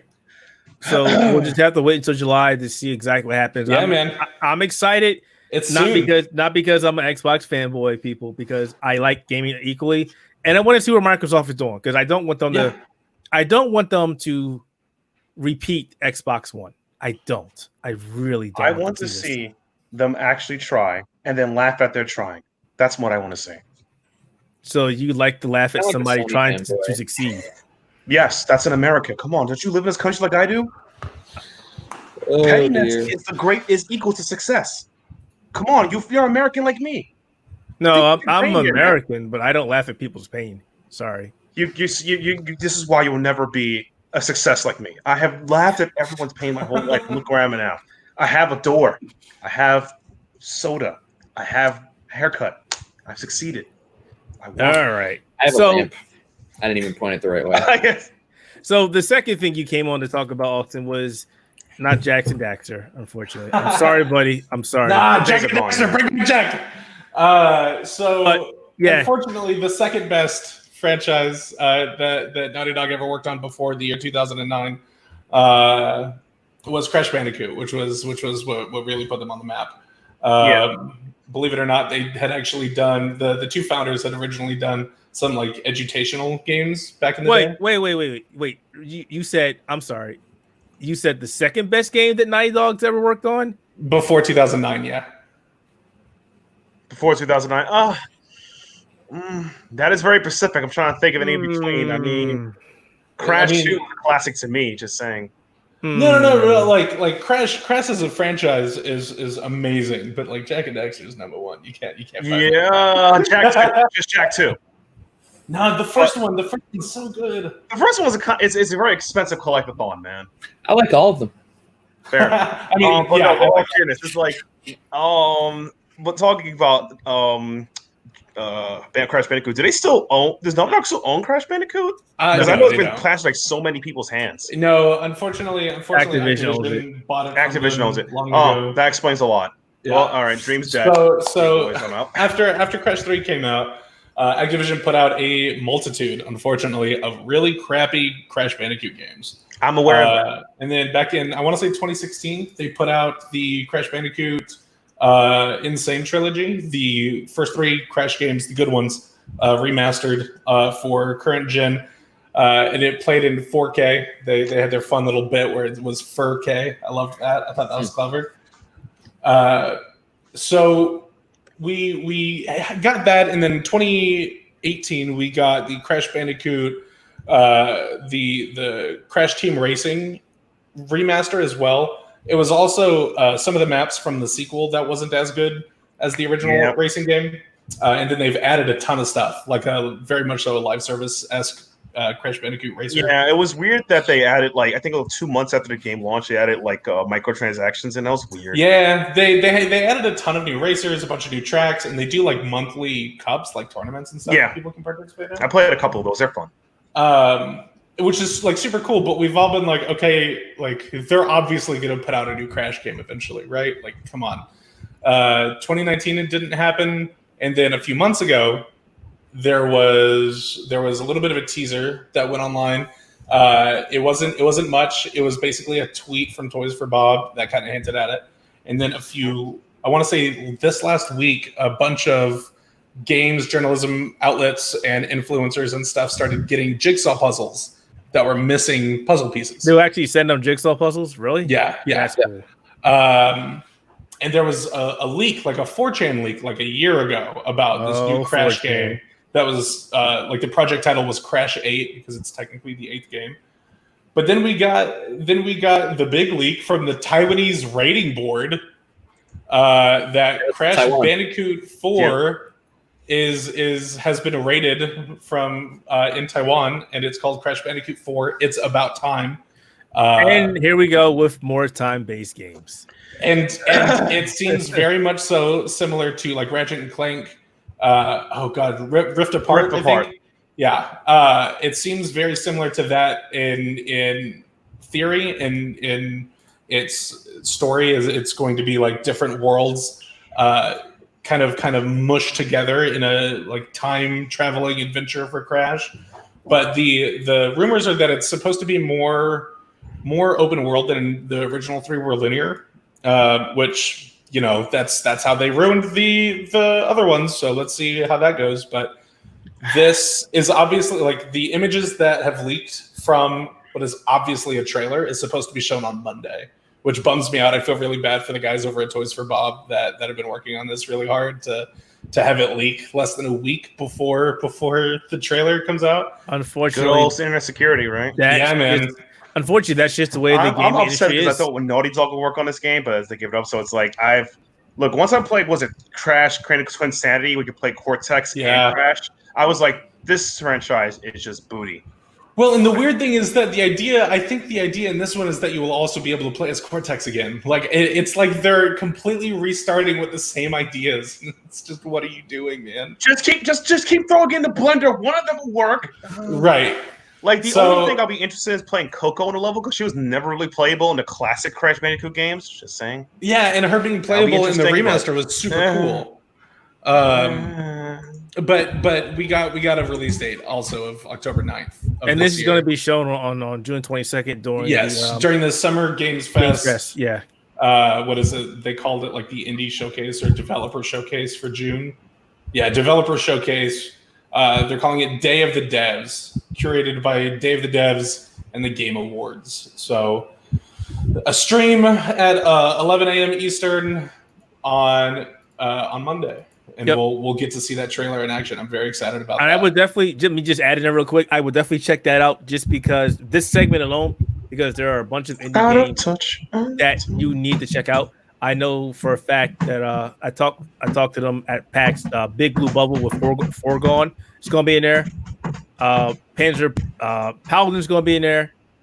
And I think there's another game that's being announced. Jack and Dexter's probably going to be there too. No, there's another game that's going to be announced. Jack and Dexter makes the list. Them Sly Cooper, Thievius Raccoonus has a shot. Can I? Oh my gosh! Because I wasn't there. Exactly.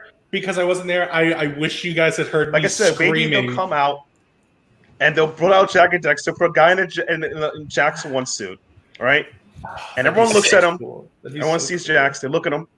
They're like, "Oh, it's Jack and Dexter!" And out of nowhere, you see, what's this guy? Kashiro, the guy who owns Sony, pulls out, pulls his head off, and says, "Are you pleased?" And everyone just, oh dear. I'll be $12 for it. I'd be like, greatest company of all time. I wish I had joined you guys for the live reactions to the PlayStation event because I lost my mind when Ratchet and Clank got another game. I'm just over here like, I was like, I wonder what Austin's thinking about this now. Looks like a return to roots. Ratchet and Clank is super cool, and the game looks gorgeous, and I can't wait to play it. But like, that game's gonna they got a Insomniac on it, so it's SSD, sure. It's that, like, you can tell, like, jumping between dimensions and stuff. Like, here's what the SSD can do. We can do all this stuff. Here's a tech demo in the form of a game. Here's a tech demo. Oh, hey, at least the game's coming out. Got him. Gotcha. But yeah, Insomniac's on it, so I have full faith on it because they've been, like I said, my favorite Ratchet and Clank games are 1 and 2. The original was super hard. The second one, Commando, was very actiony, and everyone just felt less difficult than that. So I was hoping for a return to form. Did you ever play the remake PS4? I did not. I never did either. I wanted to. It looks amazing. Yeah. So this is only coming out for Xbox One and PlayStation 4. Yes. So we're doing this crap again. We're That's what I not was putting out the Switch, was, and we're not getting a PC version. There is oh man, I just had it open. I'm so sorry. But one of the recent era guys who's on Twitter a lot also said that the idea that it is only showing up on Xbox and Switch is completely accurate. That there are currently no plans to publish it on Switch. And like, I don't get it. Like Jack and Daxter. Jack and Daxter, yeah. Bring it back. Crash Bandicoot is like perfect for Switch. It's so perfect for Switch. Like it's cartoony and it it would sell gangbusters. And they're just like, nah, we're not gonna do it. You think Nintendo would be cool with a plumber and a furry working together? That's just not a marsupial. I'm sorry, working to. Just out of curiosity, the Insane Trilogy, it came out after it initially released on consoles, right? When it came to Switch. Yeah. So I mean, it's totally possible that in like a year we'll see it on Switch. But I think if we do, it'll be a while. Yeah, it makes sense. Man, and Toys for Bob has done a great job with Crash Bandicoot, in my opinion, so far. Like, I'm actually very excited. Like the original levels that they made for the Insane Trilogy were awesome. I'm very excited to see what they can do with their own like full-fledged title. The screens I'm glad you have faith in them, because my personal take is once Naughty Dog left the company, it's been pretty hard to trust anyone else. I will take your faith and put it with my faith, and you've reached out to me. What? And we'll feel the hard time blues. Save this game. We'll just have to see, man. Look, the Insane Trilogy is great. I'm not denying it. It's just that it's just, again, Crash Bandicoot has been treated horribly. That's not denying. No, absolutely. Hard times. I think the last good Crash game that came out was the Game Boy Advance like Spyro crossover. Oh my God, you're right. I know what you're talking about. That actually almost. I didn't break my Game Boy, but I remember running out of batteries because the levels burned everything. It's good times, man. I love that stuff. All right. Anything else about Crash? No, I mean I'm excited for it. Nitro Racing. I want to beat more people. That's it. Oh boy. Bring back Jack and Dexter 2020. 2022. Man, you don't think about it. You just need to stop. PlayStation 6 launch title confirmed. Look. I've given up on F-Zero. You can give up on it. You cannot give up on Captain I'll die on this hill. They can't give up on Freedom Fighters though. Space in an anime. You can't give up on that. Look. All I'm gonna say about Freedom Fighters, there's still a chance. IO still retained rights to 2 franchises when they left Square Enix: Hitman and Freedom Fighters. Baby, it's coming back. It's coming back one day. There's 2025. There's a slim hope. Not like how keep it about F-Zero. You gave up on God. Have you not seen the Captain Falcon anime? F-Zero? He punched space. It blew up. He killed everything in one punch. I've given up on F-Zero. Every time you've given up on God. You're an unfaithful man. I don't believe in God. I'm sorry. I don't believe in God. I'm an atheist. Sorry. Get out of here. Leave, you heathen. I'm a dirty heathen who lives in this country. There's a lot of things that I don't believe in anymore. So I'm leaving it bad. All right. Looks like we're at the end. I wanted to ask Carl a question, but he's kind of quiet at the moment. You guys, Japan Cup, the new Japan Cup. You guys were talking about like Halo and shit that I really didn't give a flying fuck about. He was watching it. I decided I'm going to sit here and edit some covers and shit. No covers, New Japan. While you guys are blah blah blah. No, I called y'all saying he's probably watching the New Japan Cup. And I haven't downloaded that yet. It's good, honestly. Spoilers. Well, now that you are talking to us, no again, spoilers. I was first going to ask you this, but I am going to ask you this because I know you don't give a flying fuck about it, but you might. What do you think about, honest opinion, Capcom not doing Resident Evil 8 on Xbox One and PlayStation 4? I think they're probably shooting themselves in the foot a little bit, at least sales-wise, because we don't know how many people are going to adopt this next generation of console straight out the gate. So to put something exclusively on the next-gen systems, it's a bit of a gamble. However, hey, it means I don't have to get it on PS4, which means, once again, my entire collection is going to be fucking wrong. As I've just updated it to the point where I can actually play the entire series on the one console. Yeah, I think they're pretty much shooting themselves in the foot with sales, but hey, if they want to spend that extra time upping the graphics from what we saw in the, I guess, that sort of beta era gameplay, or whatever it was we saw on the PlayStation reveal. It was choppy and rough. That's what we saw. Yeah, it was choppy. It was rough. Yeah, you could tell. You could tell, as much as they say it was all running on PS5, that thing had not been optimized for the console. There was something weird about the lighting. You could tell that was running, at least running on what was going to be PS4 specs. Yeah. So if they take the extra time and effort to update the styling or get the better graphics running, or add something that's going to be worth the PS5's time, go for it. If you're just going to give me what was going to be on the PS4 on the PS5, because, well, one, you're probably going to end up paying more for the games than the initial, then, as per usual, fuck you, Capcom, but hey, they'll still send it to me anyway. See, you gave a reasonable, a logical answer. I always do. I have never ever turned around and did something without having some facts or some logic behind me. And the thing is, and this is what I'll say to everybody here on the podcast, anybody watching, whatever, is that if you see an article from me on the Outerhaven.net where I am bagging the living crap out of something, you'll find that I usually end up doing the review. And I will give it everything the fair chance that it has. And I did. One of the biggest things I did when I first came into the website was the Ghostbusters, what was it, 2016 movie. That's we call it 2016. I threw this massive article out saying the thing is going to suck, and it's got nothing to do with the fact that it was an all-female cast. And what did I do? I had that article out. People gave me shit for it. But in the end, I backed up everything that I said with the review. I will go on record and say that you may have got some shit for that, but people came back to the article and were like, you make a lot of sense. Yeah. Like, it's the movie was, look, Guy Fieg. You made a comedy movie that isn't funny and partially a little bit insulting. So that's the way I describe that movie. But the thing is, like, I recently put out an article. I recently put out an article that Resident Evil 4 should not get the remake treatment. And I backed it up with other things that are more deserving and the reasons why I don't think Resident Evil 4 deserves it. And funnily enough, not long after I put that up, a whole heap of people started putting up the same opinion. All of a sudden, people were going, hold on, maybe we need to relook at Resident Evil 4 and see it for the piece of shit that it is. Yeah.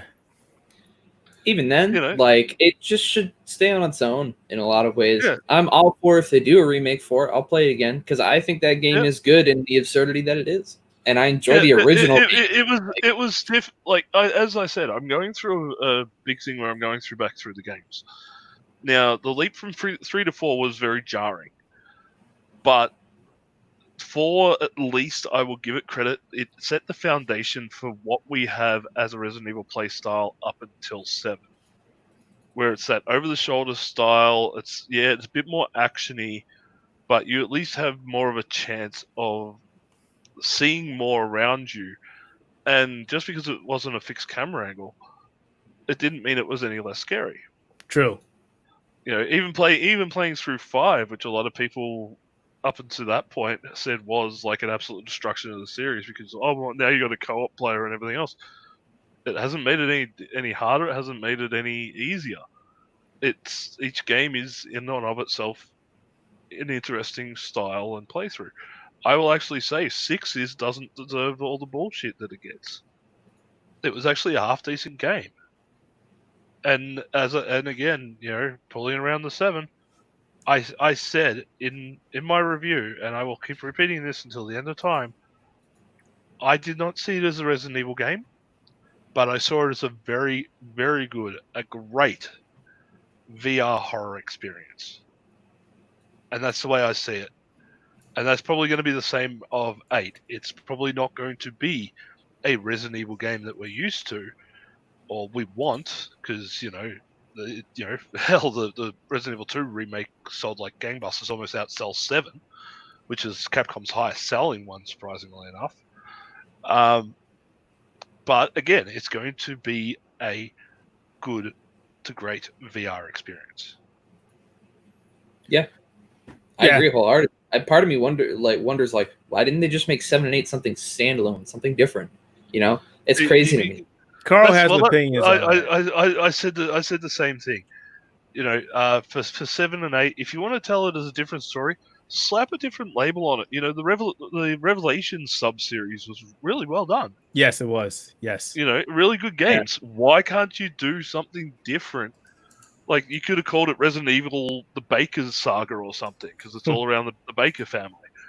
So, you could have done that and it still would have sold. You don't need to make it a numbered entry in the series to sell units. And I think that's probably where Capcom missed the mark, is that they turned around and they said, we have this great horror VR game. It may look a bit like Silent Hills or something like that. So why don't we slap a Resident Evil number on it so it'll sell? I think it was a lack of faith in what they had as a product, and they just wanted to try and manipulate it so it sold, which it did. What was it, 7.6 or 7.8 million units to date. Yeah. It's just crazy to me. The highest selling Resident Evil game. Yeah. Because even Resident Evil 8 has a subtitle. It could be something standalone, but even still, they could have literally left it as Resident Evil Village. Yeah. And I think it would have sold just fine. Resident Evil 7 could have literally have been Resident Evil Biohazard, and left it at that, and it would have sold. It had the Resident Evil's name slapped on it, but at least it's not a numbered entry. Because numbered entry, we keep thinking about the story of Chris and Jill, Claire, Leon, and everything else. Right. Hell, even the CG movies that they bring out are based around those 4 particular characters. I will say you have an interesting point there. That could be either a nice article or something for you to go in depth with that, because that makes a valid point. It's similar to what we were saying about Halo and other games. You can have multiple games in a series and branch off in different directions. You're totally right on that one. Yeah, exactly. There's nothing stopping you from using the main title on the box, but have it being its own sub-series. Yeah. Totally. There's absolutely nothing wrong with that. And I don't know why companies insist on trying to make everything into this one mainline canon series. It's because it's a hangover from the past that just hasn't completely died. There's also other games that do it well, like stuff like Destiny. Like, all that stuff has to interweave together all into one big story. I think it does it relatively well. But that was it. It was like, things like Destiny and stuff like that. You're looking at, yes, the main name is Destiny on the title, but then it's all, every season or expansion is its own subsection. Same with World of Warcraft. You started out with Warcraft, then you became World of Warcraft, then you got all the expansions, which are their own subsections.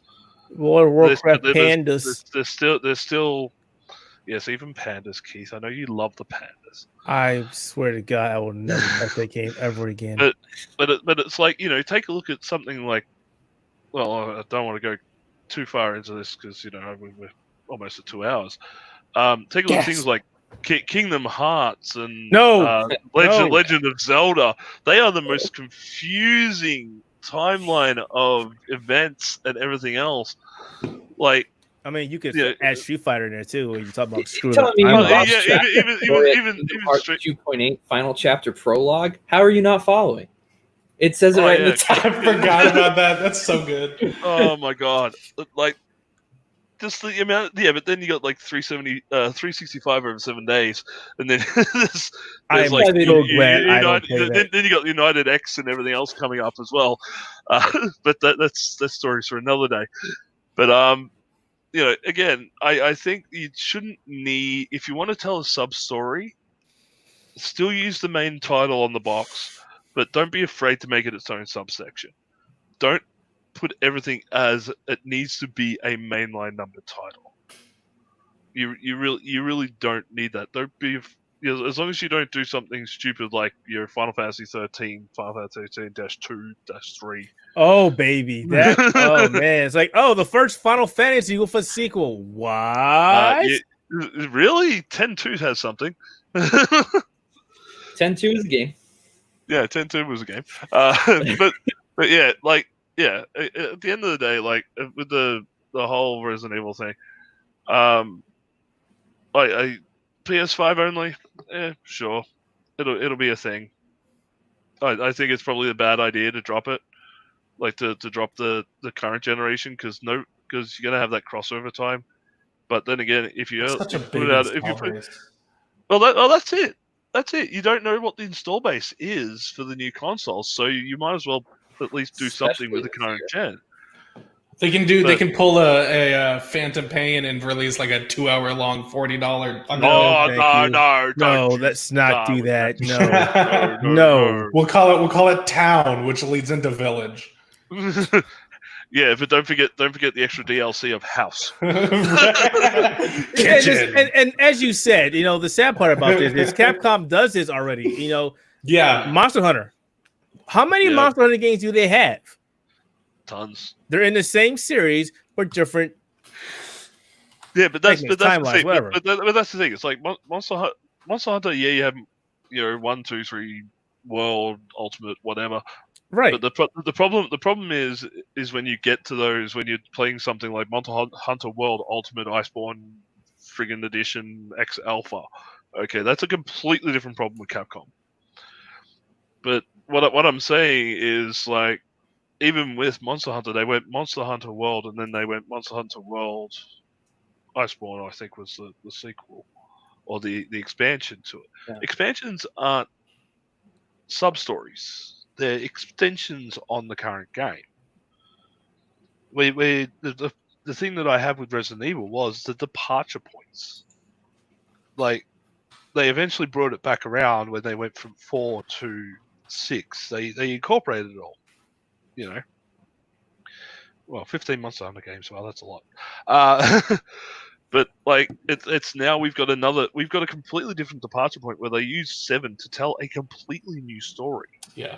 And to try and go, hey, we're trying to put this into context of the main story, they completely botched it. Yeah, a 2-second clip of Chris at the end, and then one whole DLC centered around the guy is not going to link that back properly to the main series. Especially when there was so much different about it that it's still telling a different story. I've never been a huge fan of the Resident Evil games. I've just, for the most part, I just really haven't ever played them to really give them a chance. But like, as someone that was like super into Resident Evil 7 coming out and thought about like, well, maybe I'll go back and play them, and decided not to at the last minute. I still haven't played RE7, but don't like, feel bad. A lot of people haven't. Watching someone play through the first few hours of the game, I was like, how is this at all a Resident Evil game? That's exactly it. Right. That's exactly it. And I think if the series didn't set a precedent that it wanted to make everything connect together, this wouldn't be a problem, Yeah.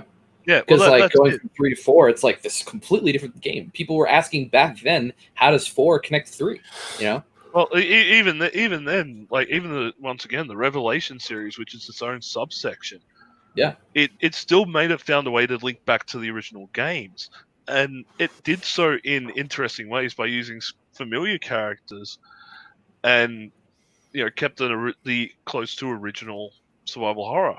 Whereas 7, they're like, oh, we want to tell a completely different story, completely different game style, completely different this. Well, okay, why does that have to be why does that have to be the mainline series?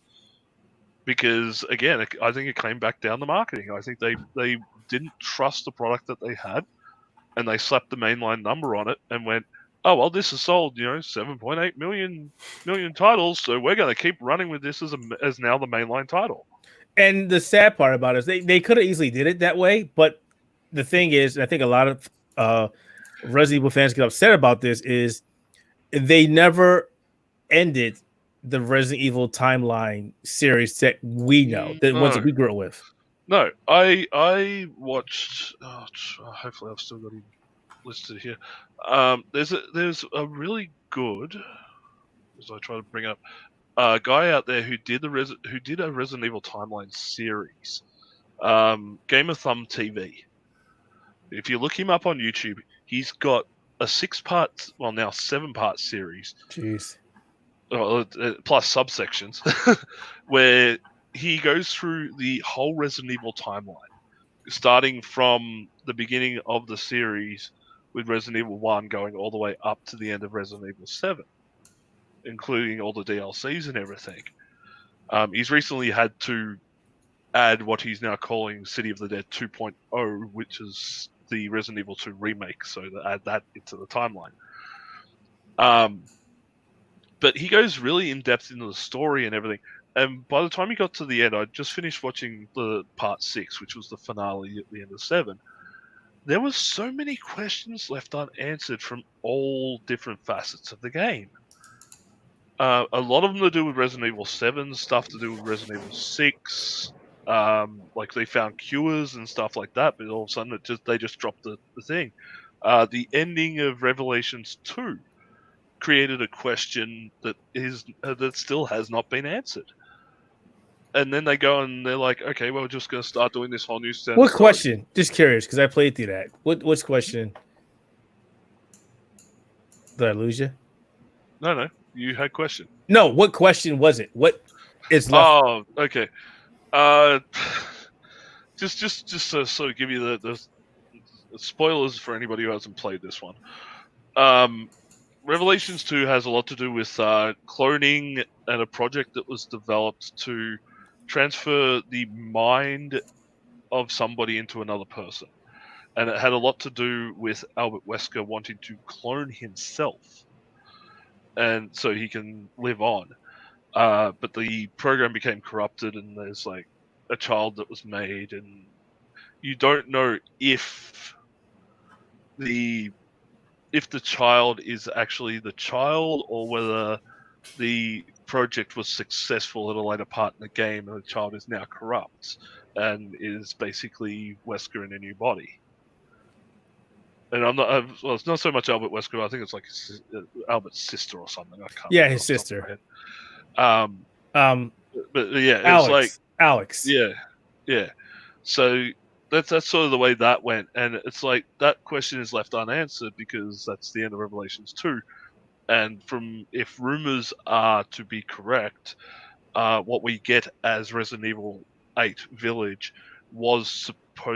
incorporates a lot of what was supposed to go into what was supposed to be in Revelations 3, which is why you get a lot of the similar monsters from that era popping up, like the 4, 5, 6 era. But then there's even stuff like, Albert Wesker's kid from 6, who was like immune to the virus because of all the shit that Wesker pumped into his veins. There's questions about him that's left. Sherry Birkin once again pops up in the series in 6. She's able to help and develop like an antidote type thing. Nothing happens. There's all these little bits and pieces that they've set up that could make great sequels, or at least wrap up the story, and they've just dropped them because they want to tell the story itself. I wouldn't have minded an actual follow-up to Revelations 2. I like that one. I hope they keep going with the Revelation series, even if they use it as a sub-series. Like, there's no real connection between Revelations 1 and 2. They're literally subsection stories, and I hope they keep going with something along those lines, where they keep telling other stories from the old mainline universe. Hell, they could even use it to tell the story of the Baker family and how all that came about. But again, it's Capcom; they seem to do stuff at random. All right. Well, that was an interesting talk about Resident Evil. I'm glad you got that out there. You're right. We are going on 2 hours, so I think it's time to cut this show. That is a wrap. I need food, man. Thank you, gentlemen, for joining us for this episode of Spectator Mode Podcast. Matt disappeared, probably having internet issues. And as always, guys and gals, you can find us on Spotify, Google Podcasts, Apple Podcasts, YouTube, and wherever else gaming podcasts are found. That's it. No, we're going to run our. You can find all of us on the Outerhaven.net. And on Twitter. We all have our Twitter. Just check us out on the website.